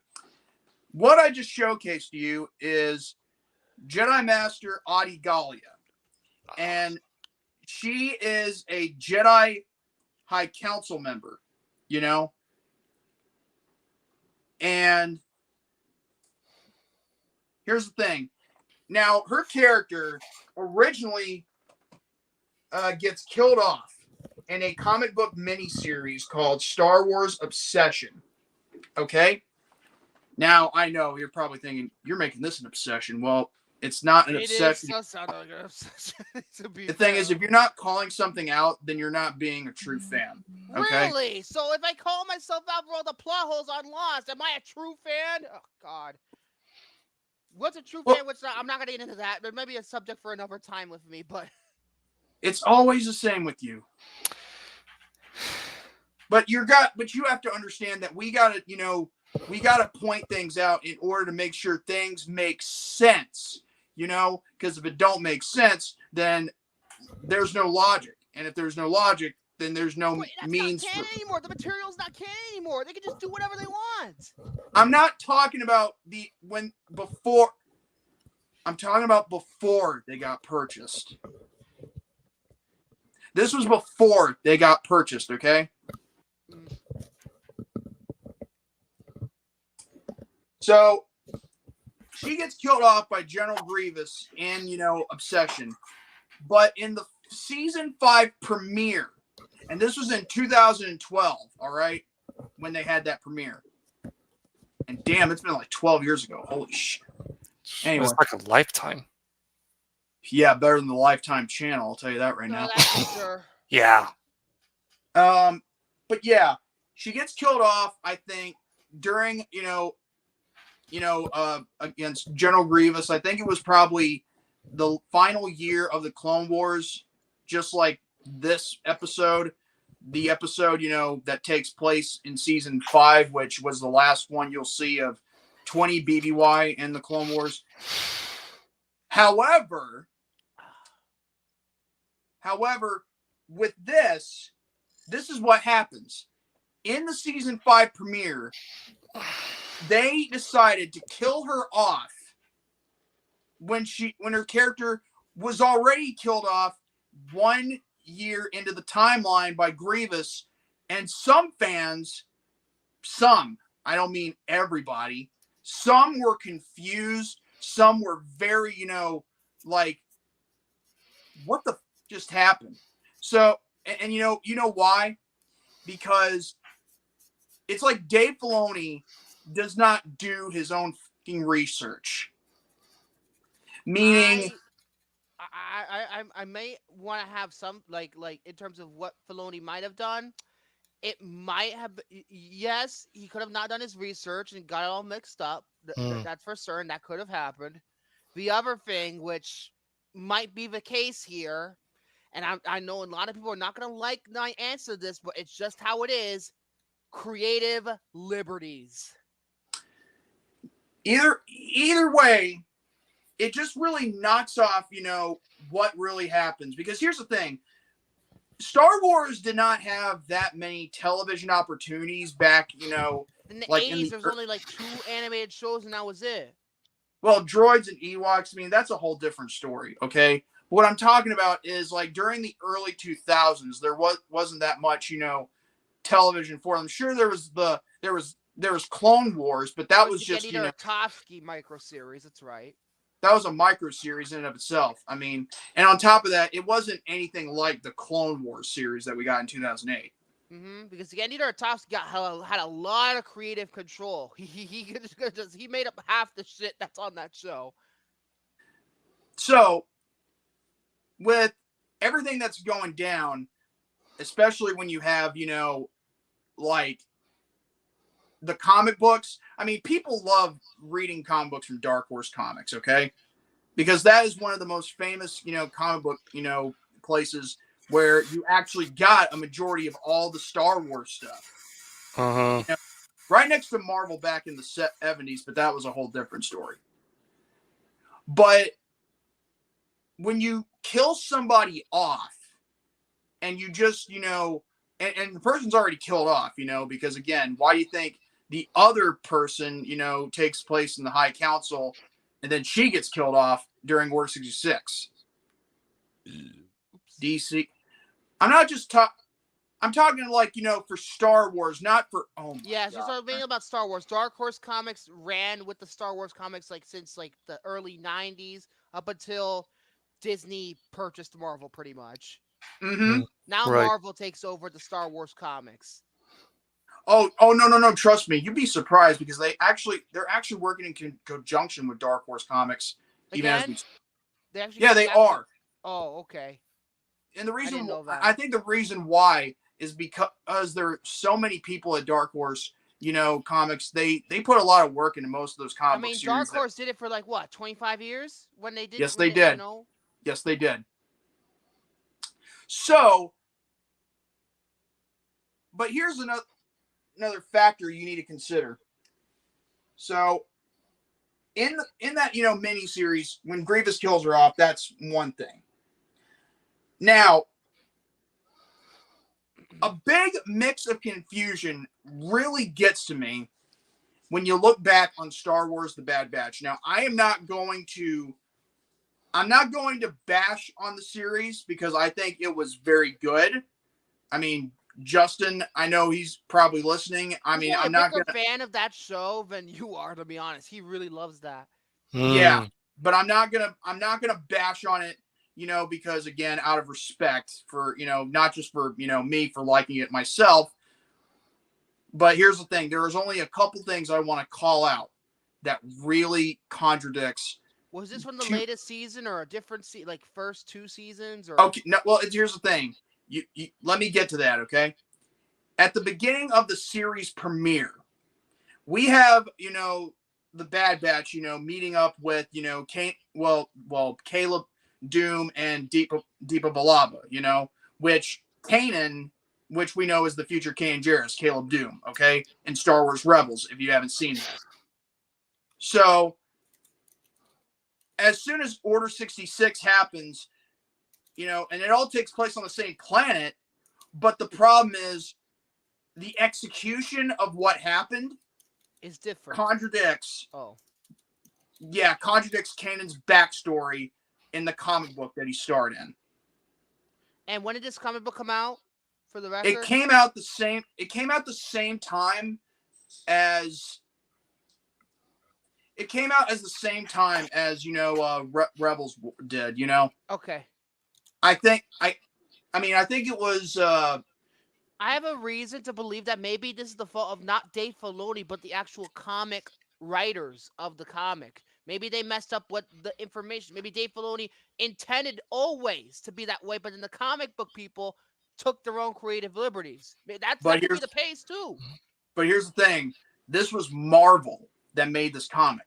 I mean, and the comic book people. I didn't even know if it was Marvel or Dark Horse, but either way, I feel like maybe the mistakes that happened, that's why they contradicted, Yeah, but that's the thing. Marvel, I mean, because they are Disney and all that. I mean, here's the thing: why would you do that to another ally of Disney? Because again, you're contradicting the comic book story of what happened. Marvel's been always focused more on their superhero material than Star Wars. They've always been that way, That's but here's the problem. The problem is the fact that when you decide to pull shit like that, you start confusing fans, and when you confuse fans, you start to have a little bit of an uprising. Okay. Now, another thing that really happens is the fact that, don't get me wrong, I think how Kanan or Caleb, I don't know how you want to pronounce it. Caleb's story, of how he survived Order 66 may be different from way he survived in the comic book. But with this, I mean, it's fine, but it doesn't. I mean, the thing is, it really just doesn't add up if people didn't. Because here's the thing. We didn't get the Bad Batch back then before Rebels. Would you knock it off? What the hell was that? It's just my dog. Silly Anyway, dog. all of a sudden, you know, we couldn't get, you know, TV series or anything like that before, before the, Bad Batch came out on Disney Plus. We didn't have a chance to see other things because, like, flashback episodes for Rebels, because again, it wasn't, destined to be, looking back on the Clone Wars. It was always tended to be right then, right there for the current timeline of where it's supposed to be at. So, again, what the Dave? And then another thing that transpires, or in fact, a couple things that transpire, two of them. Another one I need to call out is the fact that during the season 7, final season 7 arc of the Clone Wars, as a matter of fact, not just that, but for Tales of the Jedi, I'll need to get to that too, Dave Filoni strikes yet again. If you guys have not read the Ahsoka novel and, like the young adult novel, you may notice that there's a few contradictions that Dave Filoni makes that was put in the book of how, regarding Darth Maul's capture and, and also Ahsoka's, and Rex's survival from Order 66. Again.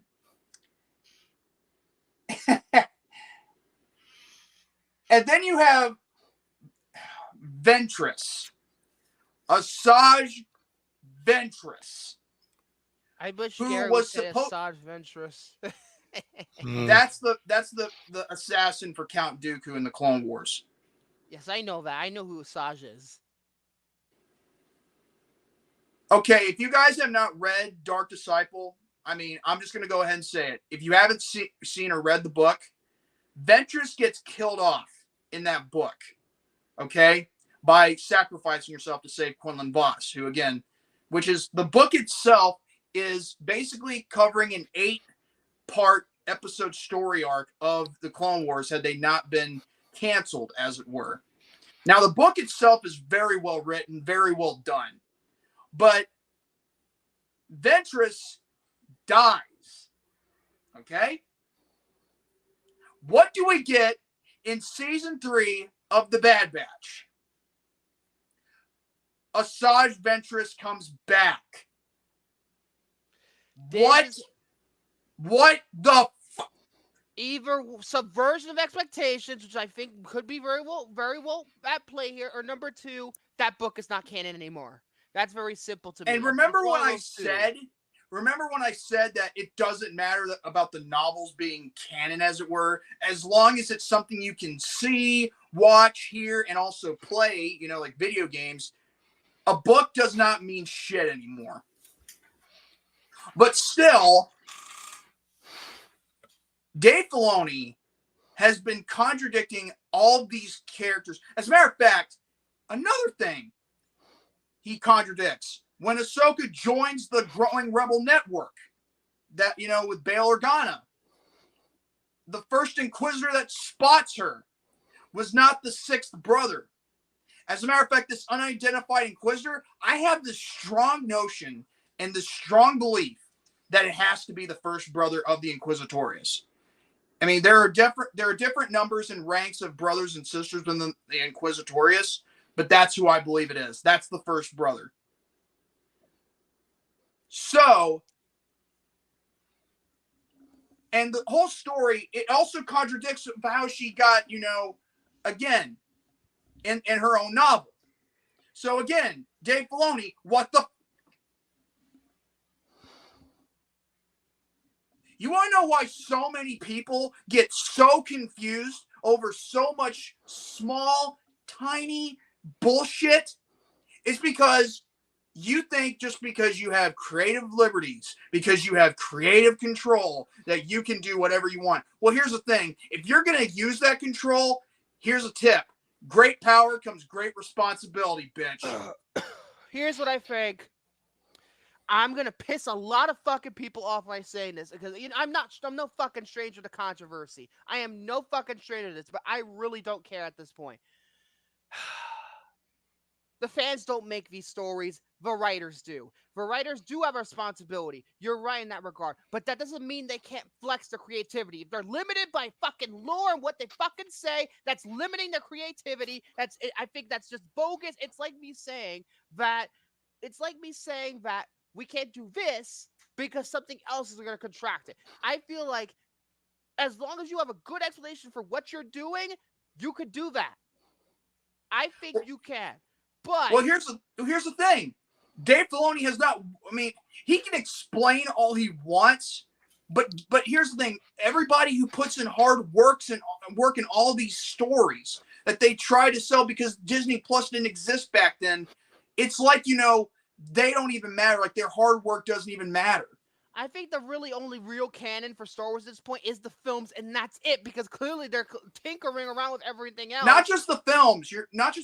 I'm talking about the current video games that they're producing and the television shows. That's what it is. Books, yes, comic books. Most of the TV shows are canon, like Clone Wars, Mandalorian, Andor, Ahsoka, Book of Boba Fett. Might be missing one more, but you know, like the Acolyte. What? The Acolyte's going to be coming soon. Yeah, the Acolyte will be canon, like you know, and all these other things. But I truly believe that because of this, it's just my opinion.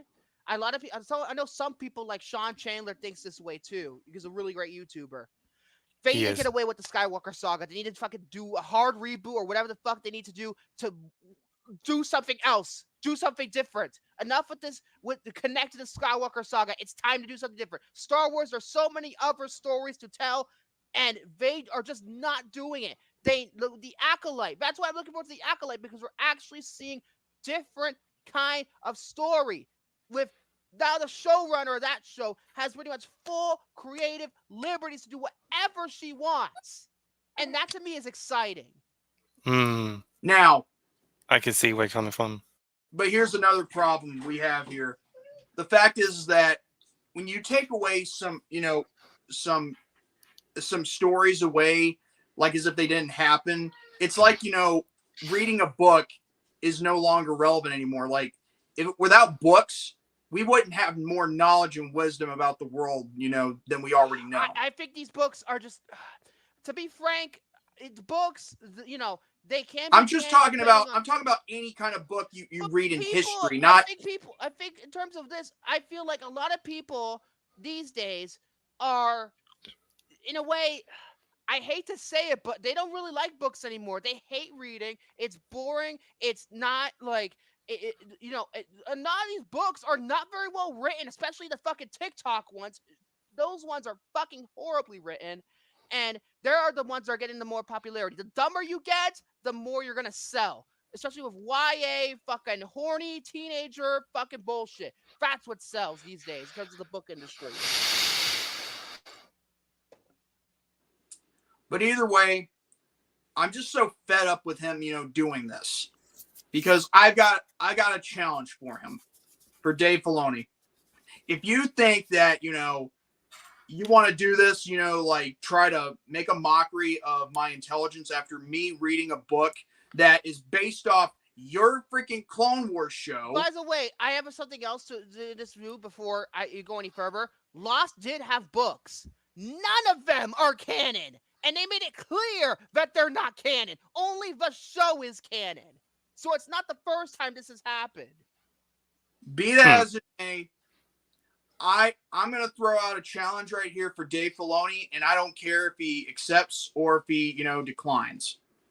And I'm not inviting him on the show. I'm not inviting him on Rant Rave. He's busy. Plus, I don't know how you can get his agent. I mean, his schedule is probably like, you know, packed at this point. Besides, here's the thing. It's not, Mando, you know, you can do the Mando movie with Jon Favreau. He's probably fucking Here's the busy thing. as People shit. with schedules, they tend to make time and do whatever they want. I mean, it's not that hard. But still, this is my challenge for Dave Filoni. I want him to make a feature film, an animated film based off the Clone Wars, you know, designs and everything else off of Dark Disciple. All 8 episodes, or even try to make it, you know, even if you have to shorten it a bit, try to make everything that you were going to put on TV, I want it to be put in a feature film for Disney Plus. Maybe in the theater? Showcase the story of Quinlan Vos and Asajj Ventress in, when they were like on a mission to kill Count Dooku, do it. Adapt from the Dark Disciple novel, put it in a feature film, because you are going to have 8 episodes covering that arc. And since you're making everything else non-canon to you, why don't just get it over with, get it over and done with. In fact, earlier this morning, before I watched, the movie we're about to review in just a few short minutes, I watched the Crystal Crisis on Utapau arc, which is a 4-episode arc of Obi-Wan Kenobi and Anakin Skywalker on Utapau, trying to, discovering a huge kyber crystal, which, by the way, is the same one that powers, the, quote unquote Death Star. Okay. And let's just say that's another thing I want too, a feature film for that. Because if we're going to cover everything, why not cover that too?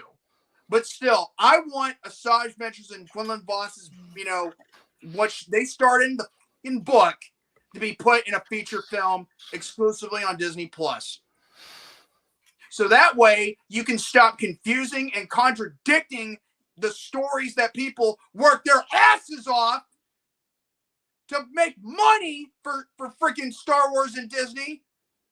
So you can stop, just making things all about look, this is how I see it. This is how I think this should have happened.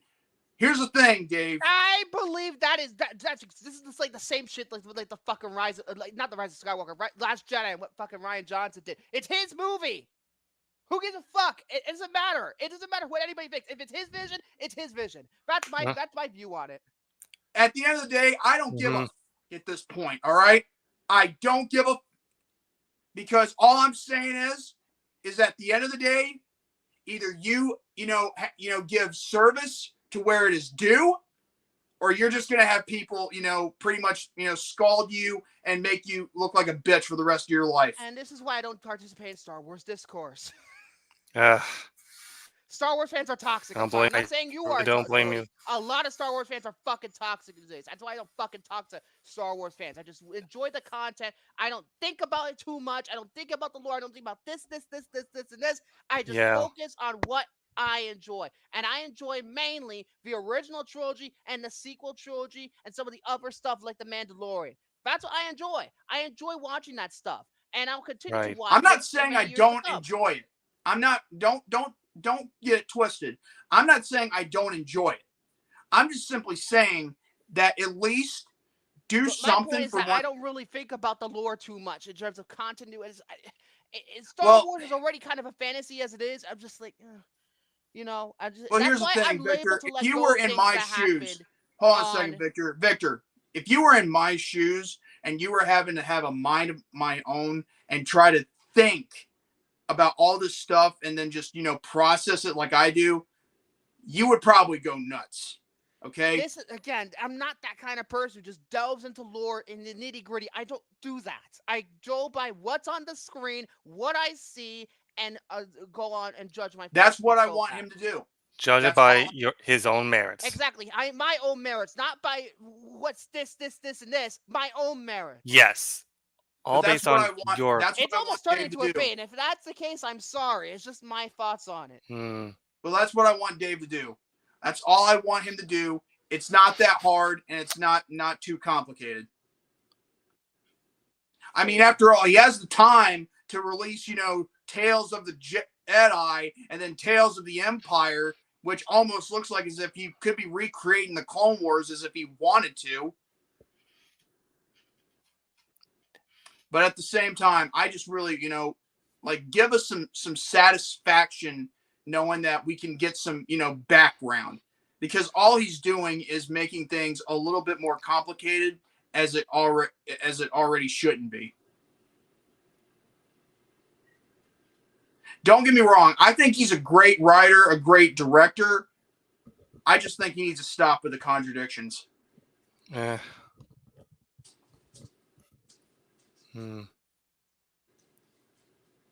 Like he needs to just like shut up and move on. Well, for him, he needs to, put on his big boy pants and actually write something that makes sense without contradicting another person's story. And this is why it leads to me further. They need to get away from the Skywalker saga. They need to do something new. They really need to do something new. They need to get away from the shit. They really do. They need to get away from it. They need to do a hard fucking reset. A hard reset. Once the Mandalorian saga is over, do a hard reset. Do something completely different. You can have Jedis, you can have fucking Siths and fucking lightsabers and shooting things, but make an entirely original story without relying on the Skywalker saga. That's what I want. Or pretty much, here's the thing. They don't have to worry about doing the Skywalker saga or even if they were to make the new Rey film. The thing is, it's not really like the Skywalker saga that we used to see anymore. It's still Clone Wars is Skywalker saga adjacent. I need to get entirely away from that. Entirely. It's time for a hard reset. And that would make Star Wars better again because we could judge it by its own merits instead of judging but this, and this. Yeah. So there's a chance we could finally maybe shut the fuck up for once. Yeah. Well, maybe that's what they have to do. I'm thinking that's what they have to do. That's what I'm thinking. After the whole Mandalorian story is over, they need to do this. In terms of it all depends. It all depends, really. The Acolyte is a good first step, but they need to go further. Because here's the thing, and again, this is also bringing up another thing. If he has not read the other material, like books that have been made, like including for the High Republic, that is based off the the Acolyte. What is the fucking point of people making books for this fucking company? Like I said before, I guess in terms of like the books, they get certain notes. Maybe they get different notes. I don't know how these books are written. I don't know what their creative process is like, so I wouldn't know.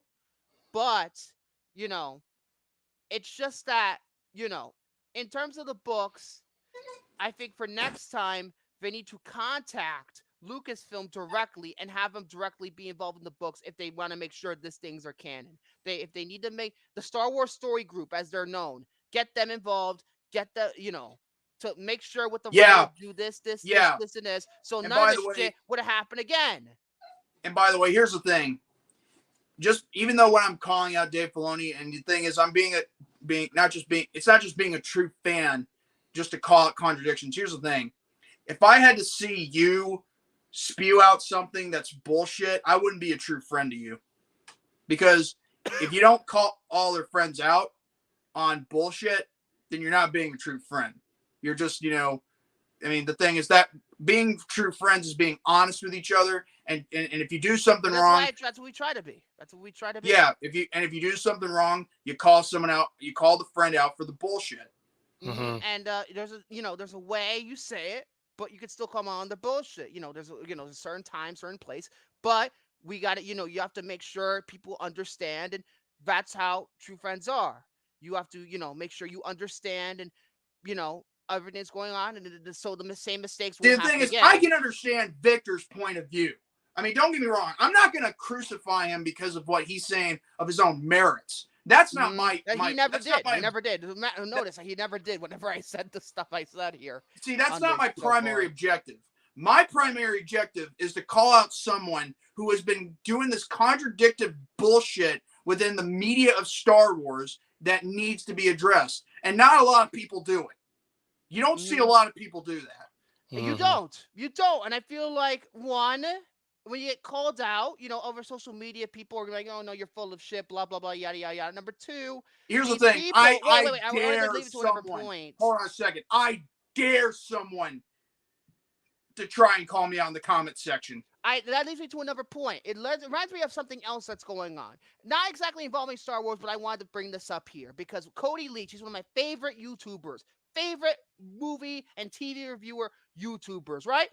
Oh, he's awesome. He loves the Child's Play franchise. He fucking adores Chucky. But the TV show that's currently on the air, he's had a lot of problems with. And he's made it very clear in a civil manner what his problems are. He said, this is I don't like, this I don't like, blah, blah, blah, yada, yada, yada. And then in the past 2 seasons of the show, it just finished its 3rd season, if I remember correctly. The writers of the show and the several producers and people who worked on it have kind of made it clear that they don't like his thoughts on it, and they want to do the show their certain way. And yes, Cody Leach is only one person. Cody's only one person. I get that.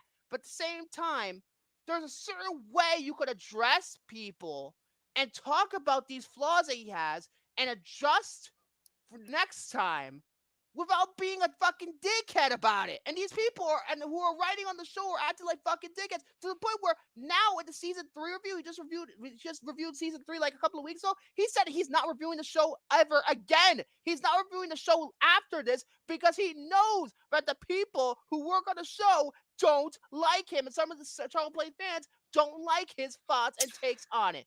It's exactly what you know what that just proves. It's sad what's going on nowadays. Okay, you know what that just proves? Okay, first of all, I don't really care if anybody likes me or dislikes me. I mean, I could give less of a shit if I were doing reviews for shows or whatever. But here's the thing. For them to say that they don't like him, dude, it's just he's a likable guy. He said everything civilly. He's not like he said this, and this, or, you know, he didn't. But here's the problem. What I'm saying is, the thing is, oh my God, what am I trying to say here? He's just one guy. It's just one guy and a billions of people and on this this earth. opinion. And the rest of the people who actually do enjoy, you know, there's a lot of fans of that show. And without them, you know, doing instigating like this, there's a lot of fans. Like, here's the thing: the guy, like the guy is entitled to his opinion, and for him to call out bullshit, just like I'm doing. Okay, and the fact that, you know, you have these producers and the writers and thinking, they're fucking entitled. I'm sorry, we don't like him. We don't like fucking him. Entitled. I'm sorry to say it, but a lot of fucking, you know what that proves? Today and back in the day too, they were fucking entitled. No, you know what that proves? It proves that these people, they can't take criticism. No, nobody can take criticism anymore. That's my point. The producers, the actors, they can't take criticism. The film community itself can't take its own criticism. I can ask, like, here's the thing. Back then, nobody can take fucking criticism anymore. Yeah, and it's also too. It's just like. This is why I fucking hate that video that Chris Stuckman did about Madam Web. But I can't fucking criticize Madam Web. And fuck. You know what's also too? It's so sad in a world that we are living in right now. Is dead. Journalism is dead. Like, in terms of like criticism, it's dead. Like, I mean, there's no other way for me to put it. Not for me, criticism. I was speaking generally. I wasn't talking about you. I'm not. You see, the thing is, with this kind of show, criticism is not dead. And I'm going to tell you why. Well, true. Why did I create? If we can't criticize, then we're not stretching our First Amendment rights.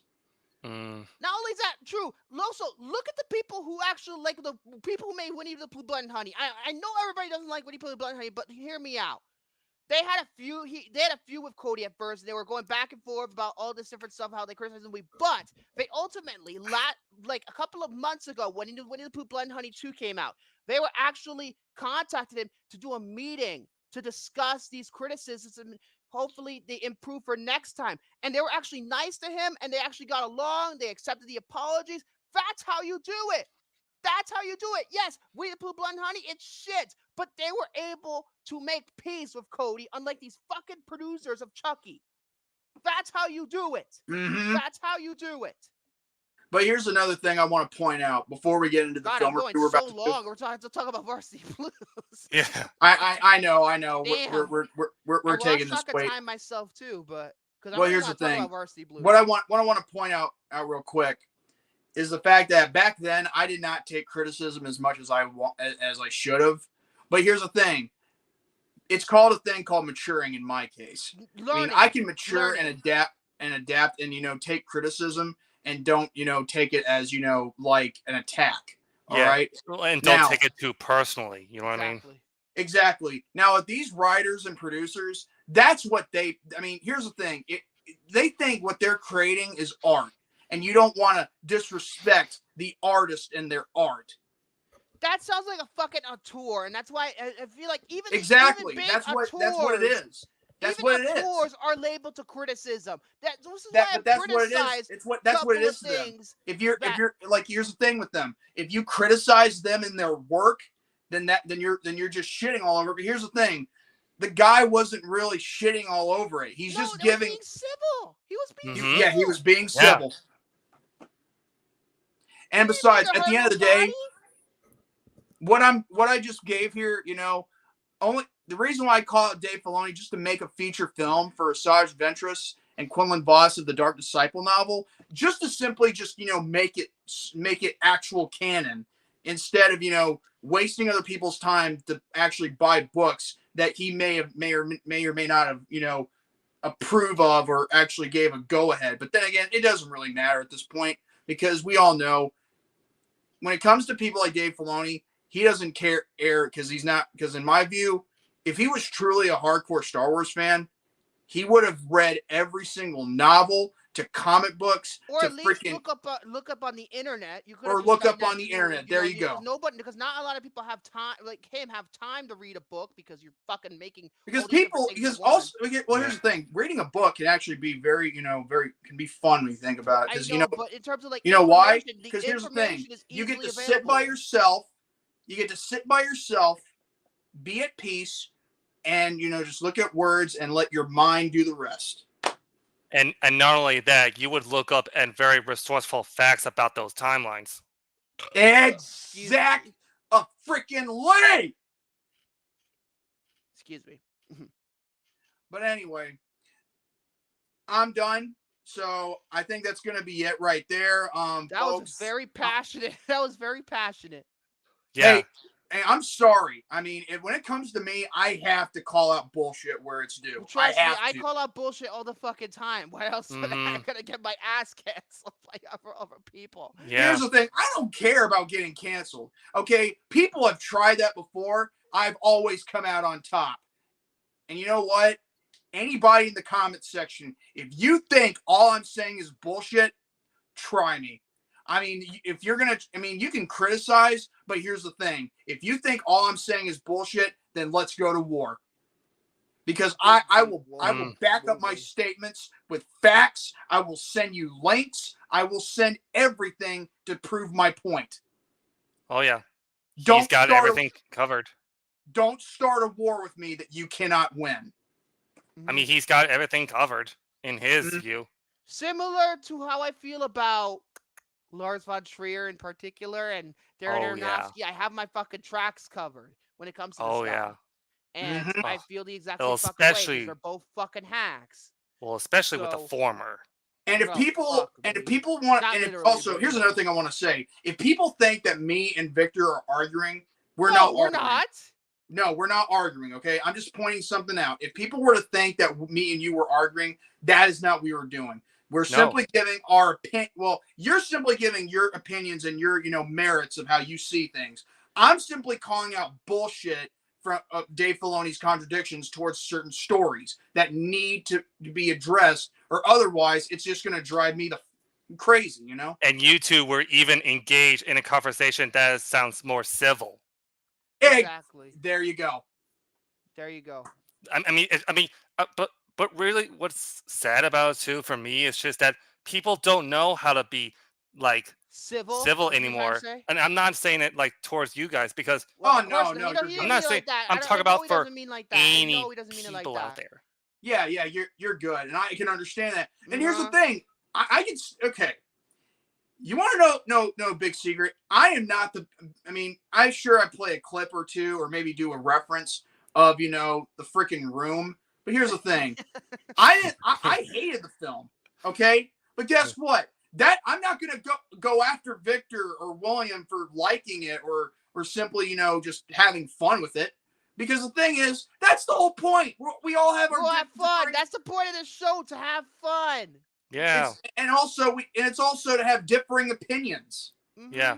Why else would I get my free confidants who host this show, technically confidants, to host this show with me if I didn't know what they would what they would do to put on the table? If you know what I'm saying. Yeah. And also for criticism, why do you think I try to be civil with my Letterboxd reviews? Even though Felix with the Dicks was the ECW of film discussion. No, We're I'm like thinking. We're I would like say the CC. They're like the GCW. Isn't that what it's called? The GCW. Damn it, Jose. like game changer. No, like the fucking ones with all the fucking barbed wires and shit. What's the fuck? You're talking about Game Changer Wrestling. Is it GCW? That's what it's called, GCW, Game Changer Wrestling. We're like the GCW of films. I would say, I mean, well, because of there's no fucking rules. Well, I think because of the thorn in your eye, the theme. I feel like we're the Raw is War of We're kind of like the Attitude Era. We're kind of like the Attitude Era. Yeah. Nothing to take away from whether it's Bofas or Pain and Gain. No one to take away. But like in terms of my my what you call it, the inspirations. There you go. That's the word. This this segment right here in its of itself of my topic must be highlight of the night. In my opinion. Maybe depends on when we talk about Varsity Blues because that shit's gonna be funny. This is gonna be real funny, especially if Romy pops up. well, here's the thing. The movie review, we're obviously gonna be in agreement to it, but we are. We'll explain that later. But anyway, why don't we go ahead and go to commercial? Yeah, because we've talked quite a bit. So let's take a breather, folks. We'll be right back now. Everybody grab a spoon and do the Cool Whip. Woo! Rub it, dub, make it battle with the tub, do the Cool Whip. All right, you can dip it, you can flip it, dip it, top it when you strip it, make it fun. When I'm done doing Cool Whip. Cool Whip. Making it sweet.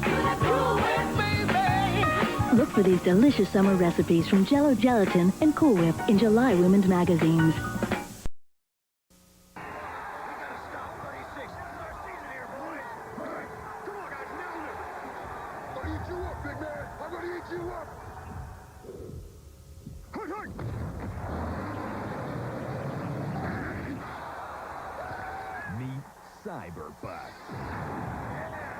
And his ball-hawking, tightrope-walking, jaw-dropping Jumbotron hog.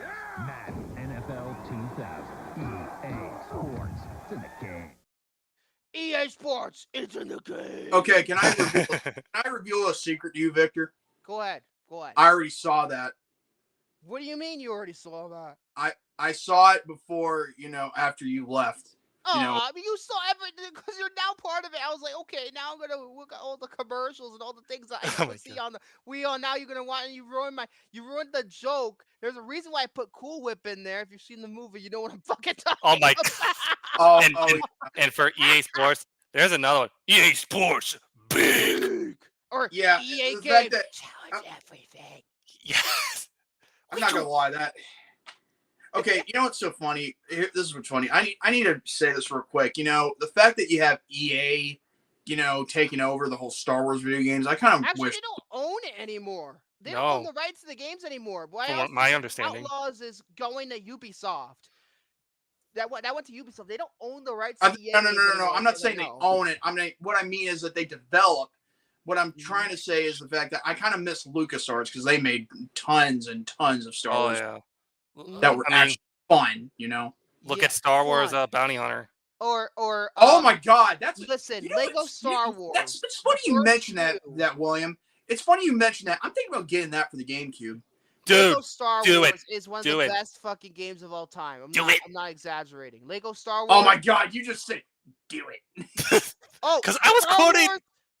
Yeah, Palpatine. I know. Star Wars: The Force Unleashed.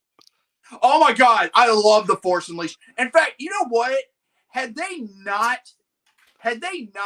bought, Star Wars, Disney, had they not done that, we actually have a third and final Force Unleashed game. I think Force Unleashed maybe they should remake it and then go with the second one, and then we could kind of make the part 3, but with a new to make the graphics better. Make the gameplay similar, but tweak a little bit of things. I believe so because that could be cool. Well, here's the thing: in the Force Unleashed one, they did make the rebellion in that one. In season 3 of Rebels, they did the same thing, even though it's different. But But you could make different tweaks to it, but then make the graphics better. Yeah. all the and you know it's like especially like for example like you feel like you're having the Force. For example, the first level of the Force Unleashed where you're playing Darth Vader, you feel like you're fucking invincible when you're playing that level. Yeah. Oh my god, that dude. You know, as much as I want to keep continuing to talk about this, we might have to talk about this for maybe next week. But it's one of the best. It's one of the best opening levels to a video game, in my opinion. But still, we gotta get anyway. ready. Let's talk about one of. So what? Let's go ahead. Another 1999 film again. This is yes, another 1999 film. How long has it been? Okay, let's see. We got. I think this is the third week in a row. Third week in a row, and the fourth time in a little over a month. Because Cruel Intentions is a 1999 movie, and we reviewed that about a month ago. So it's just the 1999 saga, if we will. Yeah. 4. Yeah. To be honest with you, 1999 was the best year for movies. It was a great year until the new millennium came. It is the best year for movies in general, in my personal view. It is nothing tops it. Yeah. Classic after classic after classic. And this is another good one. In fact, that was a year that changed for the WWF, you know, because they, you know, finally won up WCW, and we all know how that went. Yeah, we all know how that went. Oh, and by the way, that'll put butts in seats. Yeah.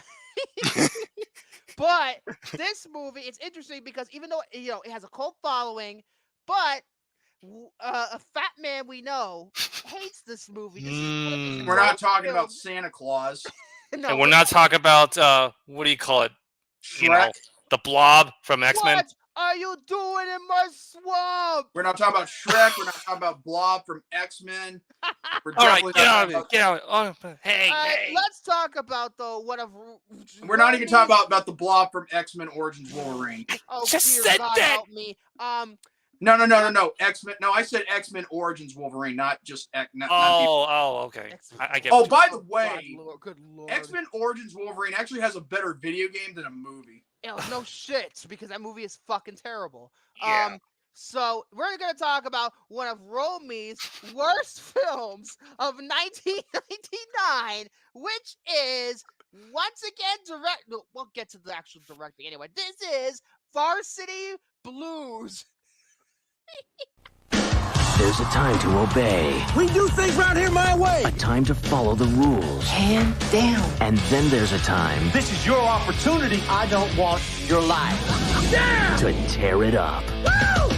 You don't always have to do the right thing. Let's roll! I'm the spirit of football. Can I have your autograph right here? James Vanderbeek, Varsity Blues, rated R. Special sneak preview Friday, January 8th. Starts everywhere January 15th. Okay, now you know what? I can't believe that fat guy's tits, bouncing around. You know what? Now I'm starting to wonder why Romy hates this film because he wasn't in it. Oh my God! No. If he wasn't there, he would be the perfect role in that. He was nominated for an Oscar. No. Okay, can I ask you a question? The Oscar was snubbed. Billy Bob. Before we get to the movie, that's the character's name. Obviously, the fat guy. Isn't that the same guy that played a role in the Good Burger movie, like the first one?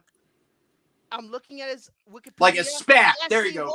Spat. He was in Good Burger. Yes. Okay. I figured that's who he was. I mean, when I first saw him, because remember, Good Burger is from the same director. This is from the same director. Oh, really? Yes. Oh. Well, so he probably Hunter Hughes is laughing his ass off because of what I said. Look at this. Anyway, let's go ahead and get started with the movie, and I'll talk about Billy Bob in just a moment. Varsity Blues is a 1999 American coming of age. I hate that term. Just say teen sports comedy drama, directed once again by the director of Ready to Rumble, Brian Robbins. This is the second movie that we're doing. Hang on a second. Let me mute my mic so that way you don't hear too much noise. Okay. But anyway, continue reading. And it was written by W. Peter Eliff, who wrote Point Break. This is the same writer who did Point Break. Huh. I love Point Break. I'm like, Oh, I do too. Produced by Brian Robbins, Mike Tomlin, and Tova Larter, starring James Van Der Beek, John Voight, Paul Walker, Ron Lester, Scott Caan, Amy Smart, Ali Larter. You even have a brief role by Jesse Plemons. He was a little kid when he did this movie, and now he's Kirsten Dunst's husband. So technically, it's Kirsten Binge adjacent, I guess. But this movie was released on January 15th, 1999 by Paramount Pictures and MTV Films. This is the first MTV movie we're doing on the show. Probably one of many, because MTV made a lot of good movies back in the day. Budget was $16 million, and the budget it made $54.3 million worldwide, making it a very big success. Now, the story. In West Caan, Texas, by the way, West Caan is actually, I found out, it's actually not a real town. It's a fictional town. Anyway, in West Caan, Texas, high school football reigns supreme when starting quarterback Lance Harbor, that's Paul Walker's character, turns up injured. The Coyotes, or Coyotes as they call it in the movie, ruthless coach Bud Kilmer, John Voight, must promote bench warmer Jonathan Moxon, James Van Der Beek, to lead the team in its quest for a divisional title. Suddenly thrown into the spotlight, Mox must deal with the pressure of carrying the aspirations of the entire town on his shoulders as he is struggling to pursue his very own, very different dreams. 45% rated on Rotten Tomatoes, 50% on Metacritic, 6.5 out of 10 on IMDb, 3.0 on Letterboxd. So, when it comes down to this movie, I want to say one thing about it. It's more not even about the movie, but it's about, my stuff. If you don't know me by now, I love football. I love it. There's a reason why David invited me on to Let's Talk Football, and I've been doing it for 2 years now. And I love football, mainly the NFL. But, it's like, I love football. So football movies, I've always loved. I've always loved football movies. Like, say, for example, let's name you some of the greatest football movies of all time. What can you name as some of the best football movies of all time? Rudy. Remember the Titans? AKA On the Wheel. We also have, in terms of other football movies, Friday Night Lights. Friday Night Lights. Both the movie and the show. the movie is based around Lucas's favorite, pastime. And also my second favorite pastime other than movies. I love football. It's not your favorite pastime anymore after what happened in the Super Bowl. Fuck you, Taylor Swift. Here's what. Okay. What about Airbud Golden Receiver? Airbud Golden Receiver? You got to be kidding me. Here's the thing. Hopefully next year. I'm just joking. Hopefully next year we'll have a Super Bowl first win instead of that what bullshit that happened this past February. I hope somebody else wins. The longest yard, the 2005 version. Oh Jesus. But I love football. So football movies are really, really good, really special. I've never seen this movie before in my life until today, when I watched it today. So knowing that this is one of Romy's, I think it was his top 10, one of his top 10 worst films of 1999. What did I think about it? Well, I can tell you this first. This movie is fucking ridiculous. It is silly. It is raunchy. Yeah. It is stupid at times. But you know what? I loved every second of it. I loved every second of the movie. I think this is incredibly entertaining movie. Here's the thing. Yeah. I did not when I went watching this movie head first, again, I did not see any trailers, I did not see nothing. I just simply watched it. I watched it blind for the first time in my life. Didn't know what to expect. And simply I just sat right here, watched it on my phone, And I'm not gonna lie, I thought it told a story. Like I mean, sure, it's not like what you'd call like the greatest original story. It's not been there, done that. Right. It's not like telling the greatest story ever told type deal. It's not like a masterpiece. No, it's not like that at all. No. But here's the thing, and here's the thing. It's not even a guilty pleasure because it's not. I don't really use the term guilty pleasure that much anymore. Because why should you feel guilty about something you like? Well, there is Little Man, but that's a different story. Fuck Little Man. Fuck that shit. Or White Chicks. Fuck. Granted, White Chicks was a guilty pleasure for me for a very long time. Wait, when I was a kid, I used to watch. Wait. What was guilty pleasure for you? White Chicks. It's White Chicks from the Wayans brothers. When they were fucking. See, there you go. That's another Wayans brothers movie. Yeah. I don't know why it took me a rewatch to finally hate it. I mean, it's not good, but I can see why I liked it as a kid. But even though that movie hasn't aged well, I've never seen the Little Man from start to finish. Little Man, that was torture. As soon as I kept watching the film, I just thought this has to be. It's actually a good movie. I'm not gonna say it's the greatest movie. It's a good movie. I mean. Movie.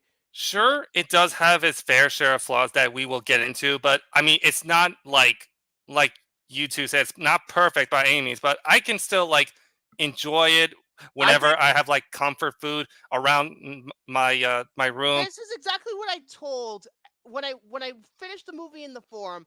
This is exactly what I said. This movie could be a new comfort movie for me. This feels like a comfort movie to me. This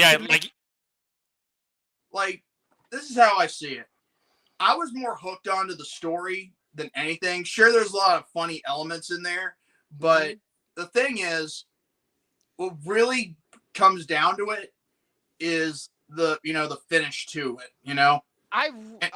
We'll get to the finish. We will. I know that. That's what I'm saying. When we get there, that's what's more important. Because I think every story, it has a beginning, a middle, and the end, and I think. This movie sums it up perfectly. I mean, I wouldn't say say it's a masterpiece or the greatest film, or that it's the perfect movie. I'm just saying it perfectly tells a story. Not saying it's the perfect story. Yeah, but in terms of the story, it's crafting. It's really engaging. It's really engaging, and it comes down. First thing I want to talk about in terms of my views on the movie when it comes to this, because I want to talk about the background of the movie, why where this movie is taking place. West Caan, Texas. It's a fictional town in Texas where football is the number one priority for them. That's what he says in the introduction as his own narrator. And they treat it as a way of life. They don't it's the only thing that matters to them. And this movie does a good job showing that, because literally it's literally just a high school football team, but they treat it like an NFL team almost, like how the Dallas Cowboys. I don't know why I said the Cowboys. I can't stand the Cowboys, but my dad loves the Cowboys. But I'll be sure not to tell him you said that. But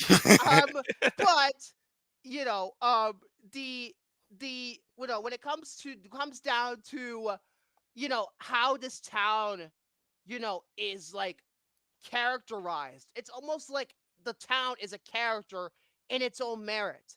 They are literally obsessed with this one team, the Coyotes or the Coyotes. Yeah, and they are obsessed. It's kind of funny. With every character has their in the movie, including the town, it's got its own theme. For example, it's without these characters, I don't think this movie would have been good. I don't think the movie would have worked without these acters, to be frank. Without not only that, but the humor that they able to pull, the humor. Especially with the one with the cop car. I'm telling you. Yeah. Oh my gosh. That part right there. Sure that never would happen in real life, but it's still fucking funny. It really wouldn't. I mean, but how they were able to pull it off in a film was That only hilarious. but here's the thing. What's so funny about it? It only happens on a rare occurrence. Mm-hmm. But in terms of Never constantly. In terms of how this movie is kind Well, of unless hold on a second, it doesn't happen constantly unless you're playing Grand Theft Auto, Yeah. like the video game, not committing it. Yeah. So in terms of like the overall arcing story about what's going on things, because these football team, the Coyotes, they are incredibly popular. This deals with Mox, Jonathan Moxon, or as he's known as Mox, that's his nickname. And Mox. You get introduced into this world What by his perspective. what I just said? I know. It's like the way you said it. I was trying to like trying to hold it in. Yeah, it's because again, like Mox. I mean, there are certain words makes me laugh from Jordy. So, Trust me. In terms of Mox's story, he is the backup quarterback for the Coyotes. And no, he is not related to John Moxley. No, he's not. No. But Nope. Unfortunately. Yeah, but like he has, his team, and they're very supportive of each other. There's a great scene that kind of introduces all of them. Oh my God! When Wait they a go minute! Wait a inside minute! the truck. Wait a minute! I just remembered when I was watching the introduction. I just thought in my head, why is he has his little brother, tied to a cross? Yeah. Oh yeah, because there's a reason for that. Because the brother is obsessed with all these different religions. There's he goes for switches between different religions in the movie. The first one is Christianity. At one point, he turns into a Muslim and dresses up like Malcolm X. And the way like that scene was like really pulled off in the beginning had me laughing because of the dialogue. Tying himself on the cross. Yeah. And he like accidentally like fell off his like bed backwards. And then the father's like, no, get your thing out. Get your thing out of there. Actually, that's not a very good Texas accent. I'm sorry, but get your ass. Oh, no. But yeah, get that off of you. Get it off. Get it off. But like you meet these guys. Like you first. Wait. When did Trevor show up? Oh Jesus. Oh my God! Because of stealing the cop car. Oh my Jesus. You meet these characters one at a time, but like you first meet, people like Billy Bob and Lance and what's Scott Caan's. I was like Tweety? in my head. Is that his name? Tweety? Is that his name? Tweety or Tweenie? I don't know. Tweeter? I don't know. Tweeter. That's it. Tweeter. That's it. Why did I think of Tweety? I want Wait, Tweety? Tweety Bird? No. Tweeter. And Billy Bob and Lance and stuff like that. Here's a fun fact. Here's a fun fact. What Billy Bob was drinking when he was driving the truck was not alcohol, unfortunately. But hey, syrup is better than anything. Oh yeah, but here's the thing though. Like, if I were to drink syrup, I would be like, eh. But yeah, actually, you wouldn't be because syrup is actually pretty good. Well, if you were like good. drinking like solo, you know what I mean? I know. But yeah, they go in the car. You have this nice camaraderie, and oh yeah, we have to talk about the pig. The pig. Yes. The pig that Billy Bob has, and he becomes kind of a character in his own right. That pig is the best pig in the history of cinema. Yes. I forget is the pig have a name? I don't remember if the pig has a name. Wait. Probably Piglet? I don't know. Oh my God. Piglet! Piglet! This is a... I'm just making a joke. Just making a joke. What happened? Yeah. What? So, in terms of, they have this nice camaraderie with each other, and then okay. you get to the high school. Oh my God! It was my end. Damn it. So you get to the it was you Jordy. meet these characters, and they're driving around, and and they go to they reach the school, and the movie goes into like this prep rally, if you will, with John Voight's character, who's the coach, Bill Kilmer. And John Voight's character is one of the most sadistic motherfuckers ever. Yeah.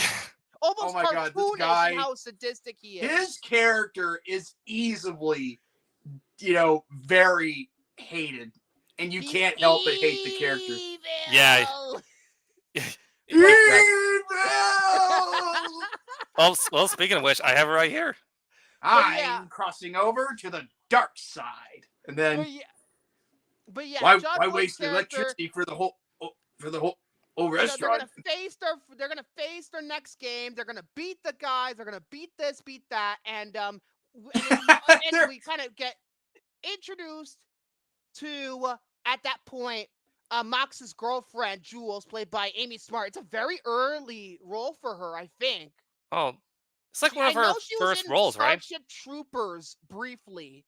But I think this might be her first major role. This was before Road Trip, so I think this is one of her first major roles. And by the way, Shane, speaking of evil. Need to make that for later. Oh, I said there was evil afoot. But yeah, it's already established. Get ready! And it kicks out Patrick and SpongeBob out of the freaking building. Shady Schultz? Yeah, Shady Shores retirement home. But Mox and Jules is already an established relationship. They really do like each other. Blah blah blah. Yada yada yada. I'll get to them later. But it's important because it kind of introduces the characters in a very subtle kind of way, which I really liked. And then we go after that scene, we jump right into the first football match in the movie, and I really like how these football scenes are shot. You get to see I do close too. to the action. Yeah. You really it's really well done. And at that point, they're going really well, particularly Paul Walker as Lance. He is going all these fucking great plays, all these high scores and shit. And then eventually, because Billy Bob messes up a play, no, he passes out. I remember he kind of passes out. Yes. And okay, you know what I thought was going to happen in this movie? Yeah. Wait, I thought Shady he might have Schultz. died. Thank you, Hunter. Yeah, thank you, Hunter.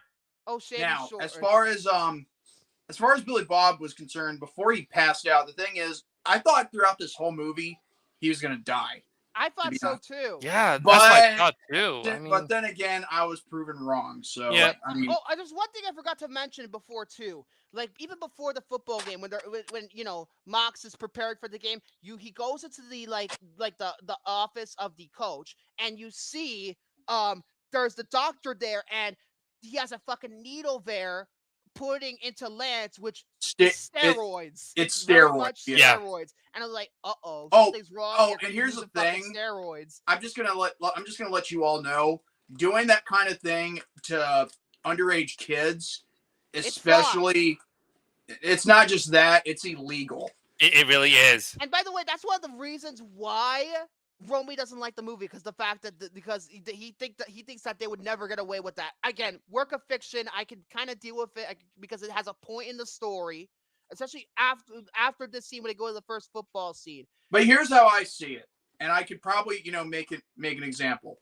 And I'm not going to try and say this to piss Romy off. I'm just simply saying this is probably something that actually could happen in real life. Yeah, because it's entirely possible. Hold on a second. Mm-hmm. We have corrupt individuals in this world that will do anything, and I mean anything, to do whatever it takes to either win, to either enhance their talent, or even try to make sure that they do whatever it takes to get victory at all costs. And that's what John Voight's character is all about, and how sadistic he is. That's what he's all about. He wants to win. He's obsessed with it. Yeah. And that's it. He's been obsessed since the very beginning. He really wants his team just to win multiple games in a row. And you know what? Even the doctor, even though who doesn't even say a word, here's the problem. The doctor is only getting paid a lot of money just to keep his mouth shut and do what he's told. Exactly. Mm-hmm. And that's another form. Money. It's almost like hush money. That's another form of corruption right there too, which also happens in real life. But yeah, so yeah, in terms of that, after wait. Paul Walker is actually not the only actor who has since passed away. Rob Luster, who plays 3 years after he did.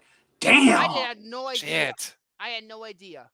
But I think, well, it could be because, as you know, I mean, the guy looked like. I mean, yeah, but you know, I didn't know that he was dead. I'm not saying. Yeah, I'm I not didn't know saying either. he died because he was fat. I'm just simply saying, like, if you don't take care of yourself health wise, you're really aren't gonna wind up. You're really not gonna wind up, you know, on good time. What you have. But Yeah. And something worse. Oh my God. Okay. Oh yeah. Back Exactly. back to the thing for a moment. The football scene, it goes really well, and you know they're doing very well, and then Paul Walker's character gets injured. I believe Joe Pelcher, the guy who played the brother. Yes. missing since 2006. That is Sick. crazy. Wow. And That is crazy. he's still not found yet? That is crazy. I didn't know that. Crazy. That's crazy. And they haven't found him in what? Almost 20 years? Shit. Yeah. Dude, I think that's also dark when you think about it. Oh my That's gosh. crazy. But in terms of back to the film now, when he gets injured, what did they injured? He gets injured on his his leg, right? His thigh. He gets injured. His leg. I think it was his knee. Oh, his knee. It was his knee. Yeah. Yes, an injured knee. Mhm. And so you know so what happens is that so the knee, apparently the knee was already injured. Oh my God. Okay. My leg. Oh, my leg. My leg. So his knee literally just gets broken off, and to the point Stay away where from my legs, SpongeBob. to the point where now Mox has to come in as the quarterback to finish the game, and at this point in the movie, a lot of people treat him as a joke. He's considered a joke, you know. He really likes him. He hasn't thrown really a football in his life. But then when he gets into the fold, he does extraordinarily well and wins the game for him. And it goes to the point where, you know, he kind of has to be the quarterback because the next scene, it's revealed that Lance pretty much broke a lot of stuff. And he has to recover. And the time to recover is in a year and a half, which is crazy. Yeah. Like to fully heal, a year and a half. Yeah. Gonna be, you know, it's crazy. Because like I said, like certain like injuries like that really takes like really slow just to fully repair like the muscle tissue and bones has been lost too. Yeah. And it's just really, really crazy up to that point. And that leads me to another character that I haven't exactly mentioned yet. Ali Larter as Lance's girlfriend, Darcy. Oh my God. I'm just gonna say this real quick. Yeah. I'm just gonna say this real quick about her. Yeah. She's a slut. She has a reason for it, unlike fucking Ready to Rumble. That piece of I'm fucking sorry. Rose McGowan's character is the same thing as Ali Larter's character in Varsity Blues, but it's better written here than in that piece of garbage. But Victor, I'm just simply saying there's a reason for it. I'll get to it. Well, here's the thing. To me, you can get to it all you want, but here's my opinion. Even if you have a reason, the problem is you don't just, you know, try to benefit off of someone just to get away. All you have to do is just leave. Just go. There's nothing stopping you. And yes, Ali Larter and Amy Smart were actually best friends in real life. In fact, they were roommates apparently when they got cast in this movie. I think they were roommates. So I believe that's the official story. But her character, you know, she asks Mox to, you know, drive her home and all that other stuff. And changes her clothes right in front of him to try and seduce him. He's just like this. He's just like, I don't know. I'm like, he already has a girlfriend. He already has some stuff he has to take care of. And then she was trying to seduce him. I was like, oh, okay. I'm like, okay, I don't know. I'm telling you, it's just like, I mean, I'm not trying to say that, you know, there is like she shouldn't have a reason for doing that. I'm just simply saying, if you look at it, like, here's the thing. Rose McGowan's character in Ready to Rumble, other than the fact she has to betray them to fucking, you know, get Joey Pants. Let me just say this, Victor. If it looks like a duck and it quacks like a duck, then it's obviously a duck. And if it looks like a slut and if it acts like a slut, then it's obviously a slut. So tries to seduce him. It doesn't work the first time. It's like Waluigi if he was a he's duck. He's a good man because he's a good man, Mox, because he doesn't fall for it. He almost does when he looks at her, but then he's like, Nah, I'm good. You go off to your party now. But then that's what that leads into another thing. The party scene, the initial party scene where she's about to have sex with Lance, and then Billy Bob like drinks this drink. I think it has like a coin inside it, and he's about to vomit it up, and he goes running to the fucking a laundry room to go throw up, and they're there, and he throws up in the washing. He actually does it in the washing machine, I believe. He fucking throws it up in the washing machine. Imagine if like people like didn't realize. It's a Nickelodeon movie, but it's fucking hilarious. It's like a Nickelodeon movie, but if it was rated R, that joke. Like imagine if like a certain person puts their clothes in and doesn't realize there was like vomit in there. And he's like too, and he was like, he's like, I put some hot dogs in there if you want some. After he fucking vomits it. Wieners. But yeah, moving on now. It's come to the point where, you know, Mox at this point in the movie is very becoming a little bit self-conscious of himself because of the newfound popularity. Like he kind of feels bad about it at first because his Lance is kind of like a brother to him, you know, a great hot dogs get a bad rep. Oh, fuck The Happening. That's his line from The Happening. But so he kind of feels guilty about it. He doesn't want that to happen. He's like, okay, you know what? I'll do it for him. I get it to be done, you know, all that stuff. And at the same time, I want to stress too, that he is looking to get into Brown University in the movie. Like he really wants to go there. And he's getting a lot of pressure from a lot of people.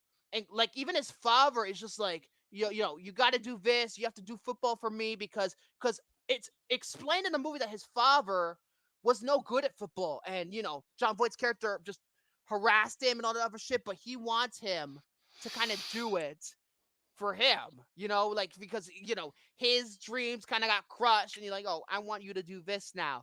And it leads to like this kind of tension that the father and the son have here.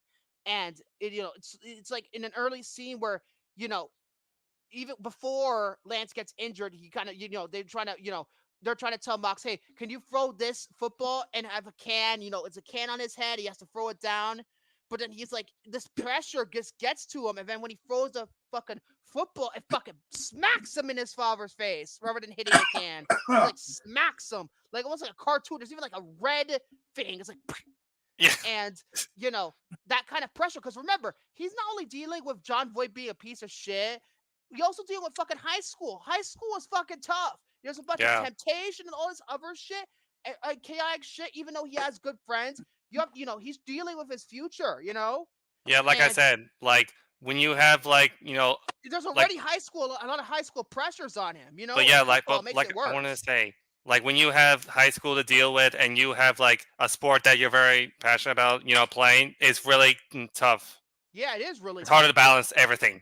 So there's other things in the movie that I want to discuss before I go further with the story, like the humor, like some of the stuff, like Scott Caan's character. He's obsessed with booze and women, and to the point where he's like, he says at one point, I want to get some ass at the beginning of the movie. I think it's something among those lines, and you know. It's like it's really funny. It's really funny. He's really funny, and he's literally, like you said before, steals a fucking cop car, get in there, they're all butt naked doing foursomes in the damn car. And then they showed up like a butt like in the truck. Yeah, and the butt in the truck, and there's a bunch of naked women there with a lot of booze and handcuffs. The cop car to me has to be the funniest thing I've ever seen. Yeah.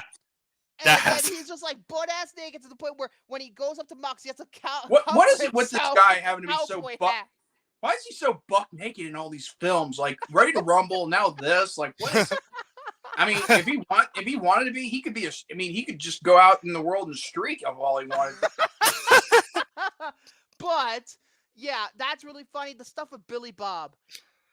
Billy Bob's hilarious. Billy Bob is my favorite character in the movie. Yeah. He is so hilarious. He is so and it's also too like he knows how to play like a really funny character, and he knows how to have fun with the character, you know? Absolutely. I'm in agreement with both you guys on that one. Absolutely. Like especially there's this scene where this scene is fucking hilarious. When the teacher, it's the sex education class. And my God. Why? Penis, penis, penis, vagina, vagina, vagina. Let's go ahead. Penis, penis, penis, vagina, vagina, vagina. Penis, penis, vagina, vagina, And they're vagina. talking Pingus, about- pingus, pingus, pingus, pingus. And then Billy Bob is always like this. He's always like this. Every half a second, he's like, he's trying to raise his hand. Like, he's literally trying to, like, ask a question. He was- And, Well, the and thing they're is, he talking wanted to use. about There was a fucking- reason for that. He Oh, wanted to use the bathroom. He does. True, But he here's the wanted thing, to though. He would be able to pick his big fat ass off the desk. Oh, that's right. You got. But like, they're Oh my talking God, about, there goes there's Hunter. this part after There goes the whole Hunter with penis, this penis, phrase. about the whole penis, vagina, vagina, vagina. Ah, phase. shoot. The when it comes to that, like they're talking about, like she's talking about, oh, how the teacher's talking about, oh, how do we use like these euphemisms for the male erection? And then he just mocks. He just pretty much says and names every one of them and every single euphemism for an erection. It's so juvenile, but I can't help but laugh. It's fucking hilarious shit. Hey, like if that, you think, here's a very funny simple thing. And here I thought character. I was the one that could tell dick jokes, Oh and my- now this Gosh. I'm serious. Now I'm convinced Yeah. that does it better, Yeah, but it is freaking hilarious. But we do know what Oh leads up my- to Billy Bob's, pass head injury. out. And he gets, Yeah, he gets and it injured. wasn't. It was because of the injury he sustained when he was playing When football. he in the beginning of the movie when he passed out. That's the same, the same cut. Because At it first, was almost I like a thought concussion. he was. At first, I thought that was his death scene. But to me, I think that's a concussion because he landed on his head. It's a concussion. So clearly he's getting over the concussion. So after that, what happened after that? Because remember, I've only seen it a couple of hours ago, but same time we were so. Well, that was when that's when he passed out, and then Lance. After he passed out,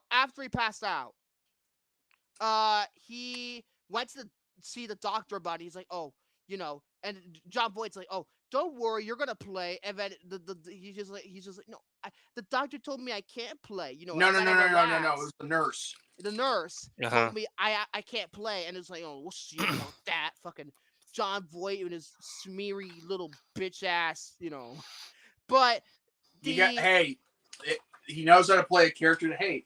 Listen, I think he's really great in this movie.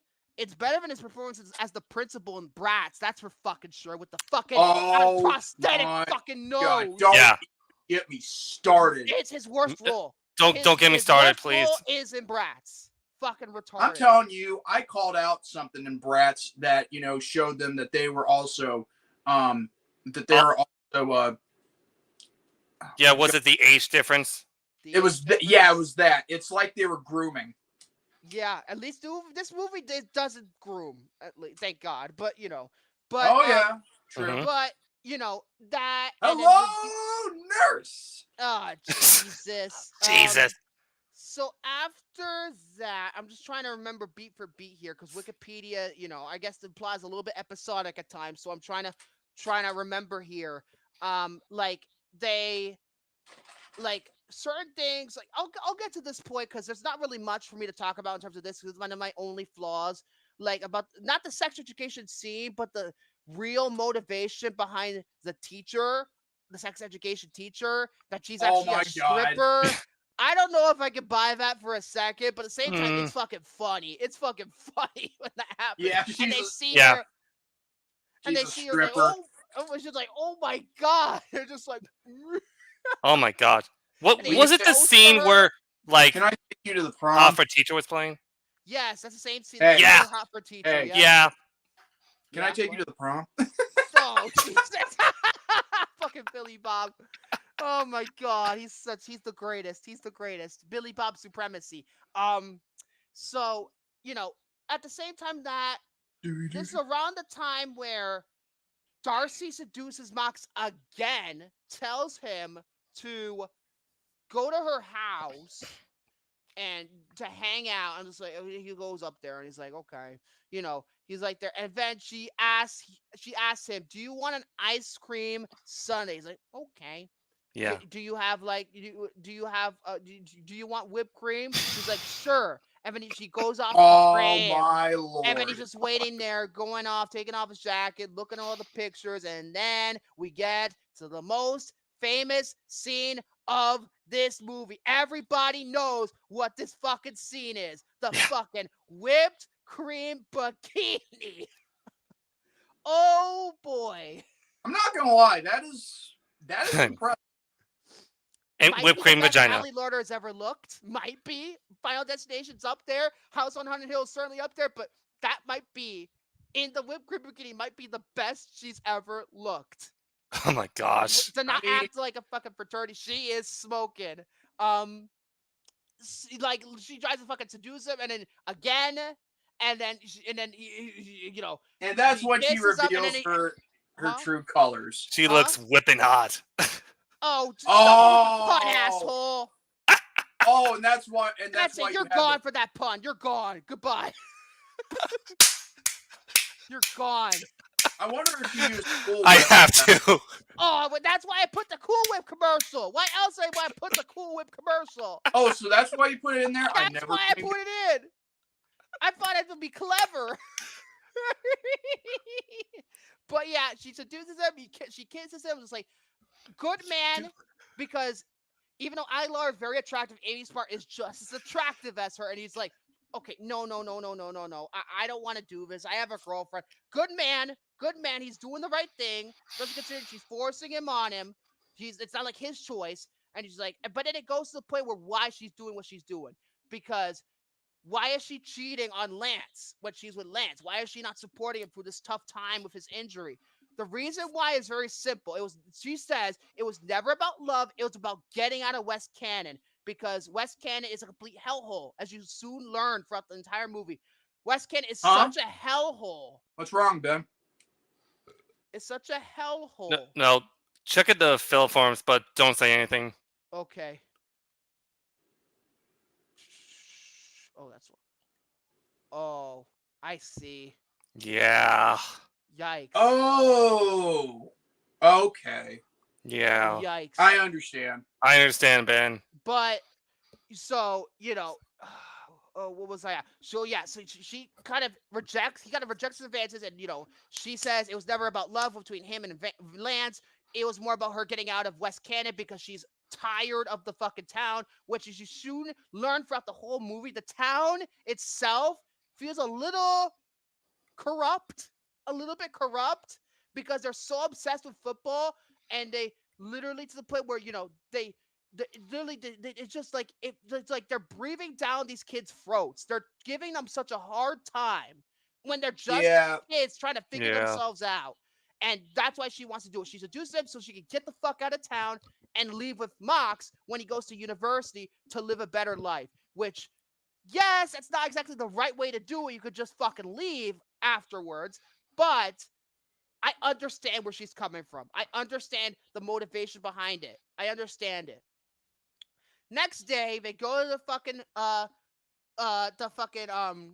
this is after the I think this is after the fucking scene where no, this is before. But she goes to see him the next day, and everything's fine, everything's cool, we're friends. But then for some reason she wants to kiss him on the lips instead of just on the cheek or something, and then something is wrong. It leads to a fucking misunderstanding between him and Jules. That's one of the only problems I have with the movie, the misunderstanding cliche. I'm just like, they were just friends, but she kissed him on the lips. If you kissed him on the cheek, it would have been a little bit different. But if she's like, oh no, she kind of takes it like that.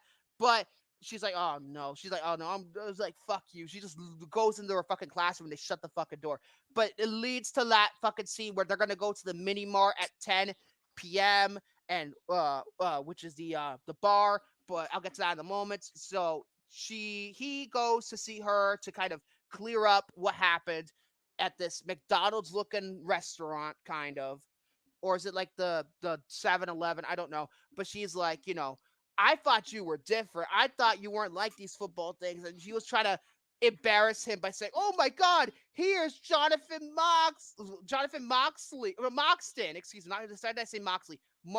Jonathan Moxton. Come here, everybody. He's right here in front of my window, and everybody's just crowding up around. He's like, "Oh no, I gotta get out of here." And then that's what leads to the fucking bar scene that I talked about, which is fucking hysterical, where everybody's drinking and they're like, the teachers there stripping, and they're drinking, and then the funny part is when they get out and it's 7 o'clock in the morning, and they're just like fucking zombies, and it leads to this game where they cannot fucking perform at all. They are drunk as fuck, and John Voight is pissed about that. He throws like a tyrant rant. Yeah, he throws a fucking water cooler.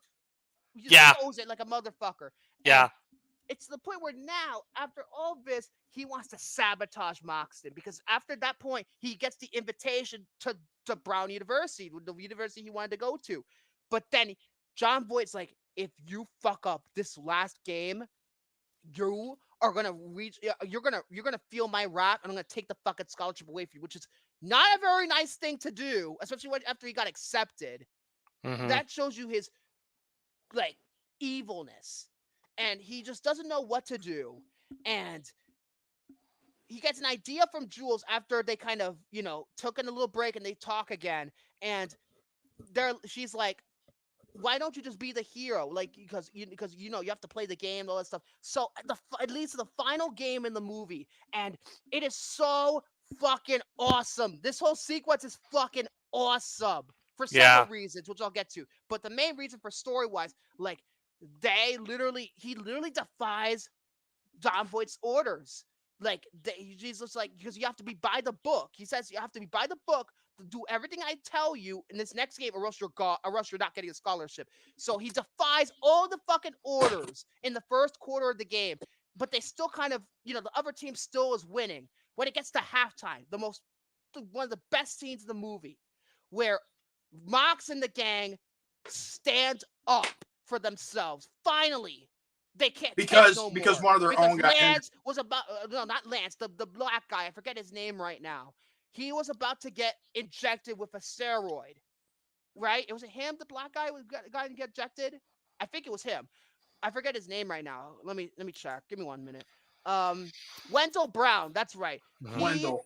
Yeah. He is about to get fucking cortisone to his fucking knee. And so she's like, no, you're not going to fucking do this. You're not going to fucking put steroids into him. And if you, and Mox is like, if you do this, I'm fucking quitting. Well, go ahead. And he's like, fuck it, I quit. And he leaves. And then everybody else is like, no, I'm standing with him. If you're doing this, I'm fucking leaving too. They're standing up for themselves. And it leads to this great moment where they just stand to him, just to come together as like a brotherhood to say, we're not going to take your bullshit anymore.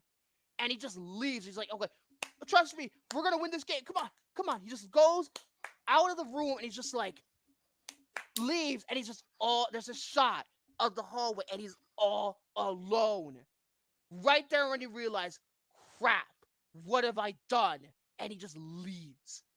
And he packs his stuff and you never see him again. They fucking defeated him with words. That's powerful. Mm-hmm. Yep. And, but also action as well, because again, without the action within the words, then there isn't that much effect. Yes. Exactly. And it's like an additional layer to that conversation. From Mox that gets pumped up. They're going to be heroes and all this other stuff. And then they go out and Lance becomes the head coach, which is awesome. I loved how they incorporated Lance in there in the final act. Kind of coming full circle because he hasn't been in a game since he got injured at the beginning of the movie, and now he's coaching them. It's like this full circle kind of moment for him where he found his true calling. And then Billy Bob's actions in this game literally saved them to win. First of all, he plays defense for the very first time to try and get the ball after the punt when they kick to the next, to get the punt. And then when it comes to like the final play of the game, he is the one that scores the touchdown. And there's a scene early on where he's talking to Mox, and he gets fired. By the way, he gets he is forced out of the team. And there's a scene where he's shooting all his trophies and he's drunk and shit. He's like, I want to belong. Football is important to me, and all this other stuff. Because even though he hates the coach, right? He hates him just like the other ones, and he is just like, I want to belong. These guys, like the team, made him belong. He finally felt accepted because a lot of people in the past judged him by his ability or his weight. But the crew made him at home, and that's why it's so important to him. And then the fact they foreshadow that moment, and then he gets the touchdown at the end of the movie. It is a full circle moment for him. It is so full circle, and it's like a perfect full circle kind of moment. And it really just gets you pumped up. Like, this shit is one of the most exciting football games in any movie. Yeah. Like, it's full of, like, very great amount of energy throughout the football game, too. And especially with... in terms of the soundtrack. Good God. These people picked a great soundtrack. Yep. You start off when they're in the truck and they're getting Green to Day. school. Green Day's Nice Guys finished last plays. And then towards the middle of the movie, and towards the middle, and then when the football game, the last football game, they play my favorite Foo Fighter song, My Hero, not once, but twice. They play it when they get out on the field in the first part, and then when Billy Bob kicks for the putt, it's like big time, and then you fucking hear Taylor Hawkins' drums, and it's like, it gets you fucking pumped. It gets you fucking pumped whenever that song fucking plays. That shit, when My Hero plays for the second time, just gets you fucking pumped up. Like I said, My Hero is my favorite Foo Fighters song. So, and then you also got there's a scene where the song plays in the middle when they're Mox and Jules are talking, but the end credits, when the end credits start, you play a Collective Soul song. It's not She Said, because that's Scream 2, and She Said is one of my favorite songs because of Scream 2 and how that ending. But the song Run by Collective Soul plays over the end credits, and in that scene, that's a great fucking song too. That's a great song. Did you hear what I said? What? For all of them! Ah, not Halloween Resurrection. Oh, God. Fuck. You have to bring that in there. But yeah, Collective Soul, Foo Fighters, Days of the New.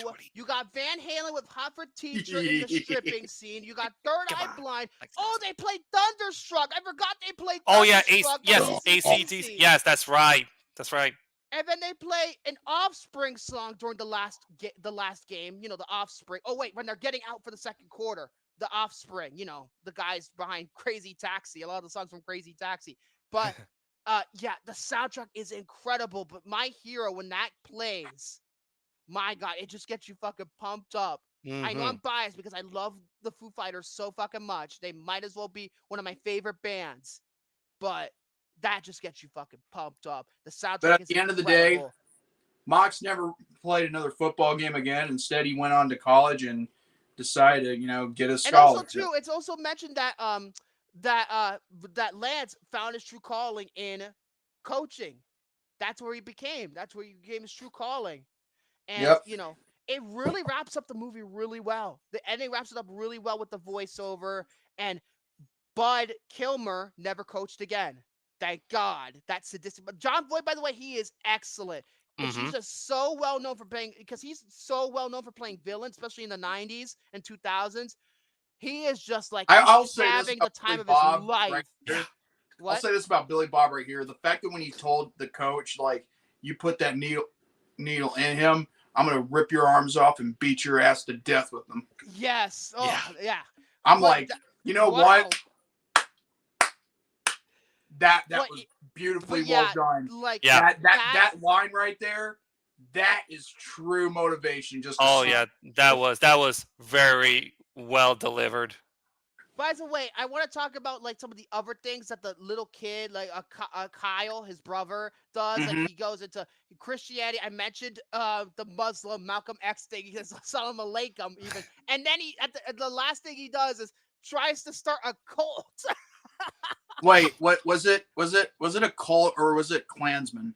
It looked like a Klansman, but they said it was a cult. It looked like Klansman, though. I don't know. It kind of did. And that's where Jesse Plemons comes in as a little kid as one of his friends. That's where Jesse Plemons makes his 5-second appearance. So funny because he was in the Friday Night Lights TV show, and then before that he did this, which is funny. But yeah, otherwise, I don't know if there's that much else I could say about it. I think I pretty much other than the fact that it's a movie that cannot be taken for granted. It's a ridiculous movie. It's ridiculous. I think it's a must watch. I think it's a little cartoonish, but I think that's what makes it work. It's a fun movie. It's a comedy drama. It's a comedy and a drama. And it's enough with the whole coming of age bullshit. It's a teen comedy drama. Coming of age. I hate the term coming of age. It's fucking pretentious. I fucking hate that term. I just want to say teen. I mean, if you're talking about something coming of age, we're talking like, that's someone who's like, going over 18. Right. Yeah, but like, isn't Mox already 18 in the movie? I don't know. But like, so. Well, well, then again, does that mean all of them are? I know that Amy Smart's character is a year younger than him, so I don't know. They said she was a year younger than him. So, but other than that, what do we give this film? I'm gonna give it a 4 out of 5. I think it could be ridiculous. Okay. It's silly. It's it logically has it's not realistic in any stretch, but what most importantly, it's entertaining. It is a comfort movie. You put this movie on to feel good, and by the end, you will feel good. I agree. It's one of those movies that could light up the spirits. You could watch it on a Saturday afternoon or on a Friday night and have a good time. So 4 out of 5 for me. Yeah, we pretty much covered everything that I wanted to say. I mean, this movie is just like a fun time to say the very least. Like, even though it can be real ridiculous and a lot of things would never happen, but I still enjoy it for what it was. Yes. But what do you give it? I will give it a 3.5 out of 5. I enjoy the movie, and I'll most likely get a good rewatch out of it. I'm gonna buy the 4K after this.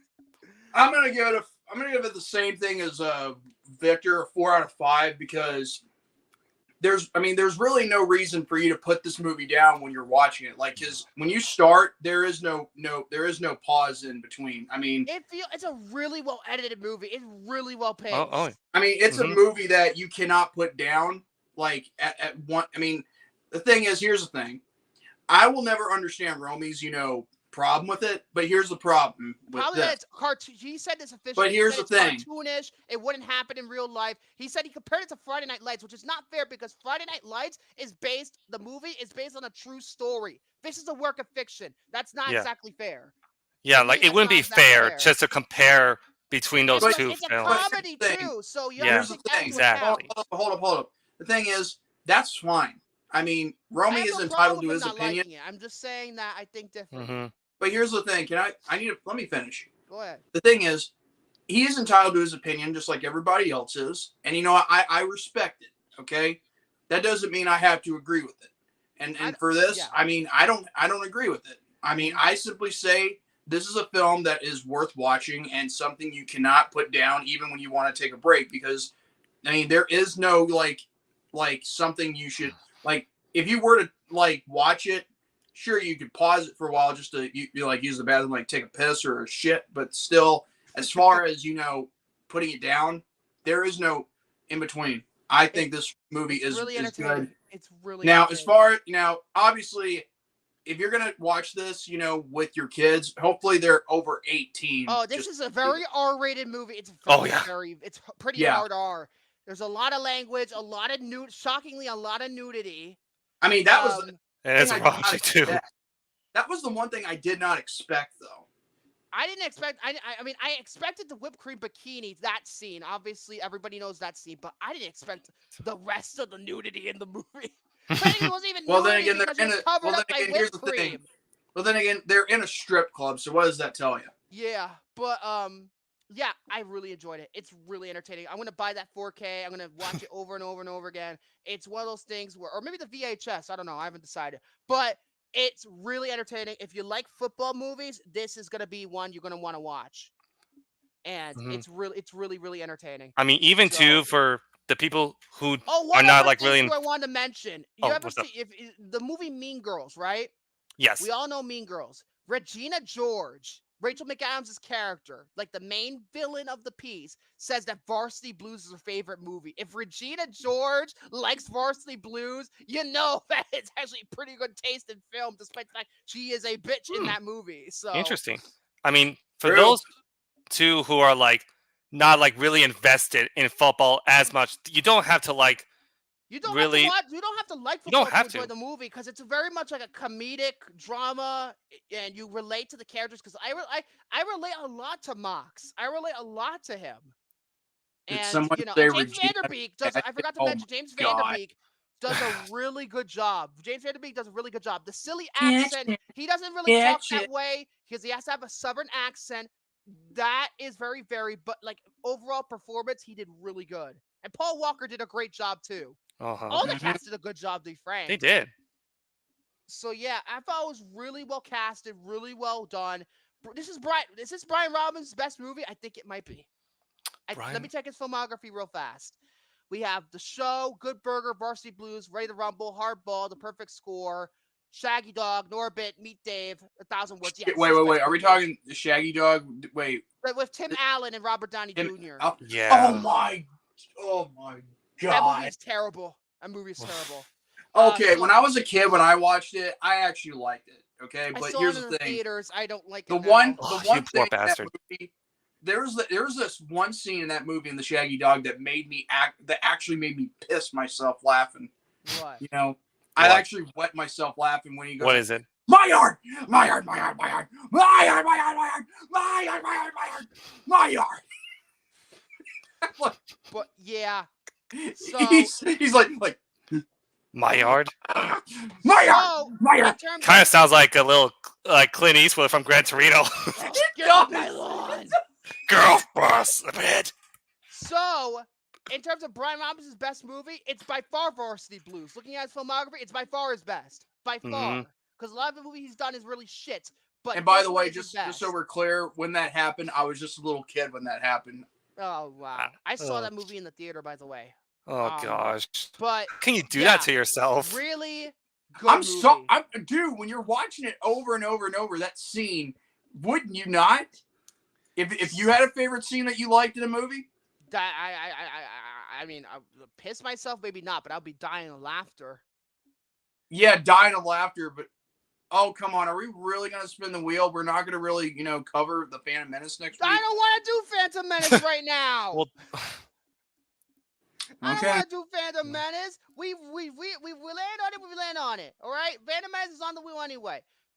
Imagine if we fucking. Well, I land on didn't get a the wheel chance to anyway. say this yet. Yeah, go ahead. Wheel! Oh, bullshit! But yeah, Varsity Blues, highly recommended. But now let's spin the wheel for the next movie on our show. Hopefully, it's a good one, not a bad Hopefully. one. Here we go in 3, 2, 1. Prep day. There you go. Let's see. It looks like it's gonna be The Girl Next Door. Another fucking recommendation for me. And no, this movie is even more R-rated than the fucking Varsity Blues, because if you know the premise of this movie, it's about Emil Hirsch, his character.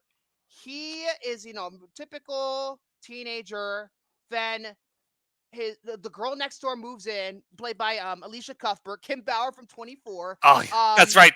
That's right. She happens to, a regular high school. I think she's a high school student still, but the secret is she's a porn star. That's the plot of the movie. And silly shenanigans ensue. I can't wait to watch it. You get to see Kim Bauer not be annoying. But yeah, The Girl Next Door, probably next week. I don't know, for the record, I want to make this for the record because on the 2 weeks from now, on the 28th, I do have to go to a graduation for my sister. She's graduating from college, and we're probably going to go out to eat afterwards. I haven't decided if we're going to take a week off yet. However, since Jordy is now part of the David 3000 team, I could very well just tell him to do the show without me. It'll be the first episode ever where I'm not on. I don't know. I haven't decided yet, but maybe that'll be interesting. I don't fucking know. Don't worry, William. Don't worry, William. It depends if Jordy.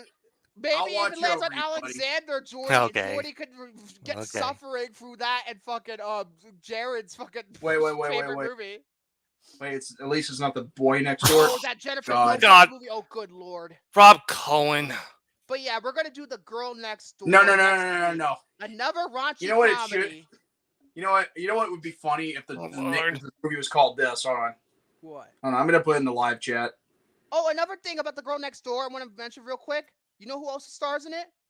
Not only Timothy Olyphant. Check this out. The boy. Oh God, the boy next door with an eye. Oh jeez. You know who also stars in it? Paul Dano. Paul fucking Dano, the Riddler from the Batman 2022, is in the girl next door as one of Emil Hirsch's best friends. And that is actually one of his early roles, I believe, right? I believe so, which is fucking hysterical that the Riddler would be in this kind of movie. It's fucking hysterical to me. But still. But yeah, we're going to review that next week. Oh my God, we're already running so over because of the Star Wars topic. So we're going to end it now. Jordy, go for the outro. We're running over time. My mom's going to kill me. Mrs. DeValle, please do not kill this man. I need him to pay me for after every show. Anyway, everybody, that's going to be it for the Popcorn Panel Podcast, episode 75, Varsity Blues, 1999. If you like this, give it a thumbs up. If you missed your chance in the live chat, comment down below. Give us your thoughts and opinions. And also, I'll be waiting. And be sure to subscribe if you are new to the channel. Hit the notification bell so that way you'll be notified whenever this channel does an upload, a premiere, or a live stream like this one at all times. Same goes for the Count Victor DeValle, the Conqueror, William Braun, and yours truly, the Youngblood Outsider, Jordy Scout, a.k.a. J-Man's Legit. And with that being said, God bless you all. Have a great night and stay healthy for Barry tomorrow. And another thing, can I take you to the prom? But if you next week with the girl next door, when you see Alicia Cuthbert doing, doing a lot of sexual things, I bet you this is going to be our reaction. The water in this scene is something else entirely. Just put it this way. Let me put it this way. Put it when I play this clip.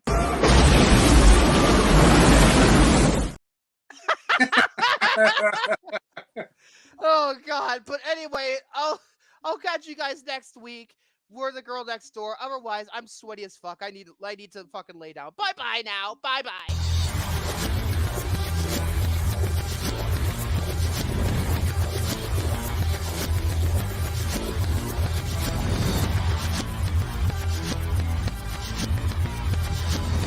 The blood.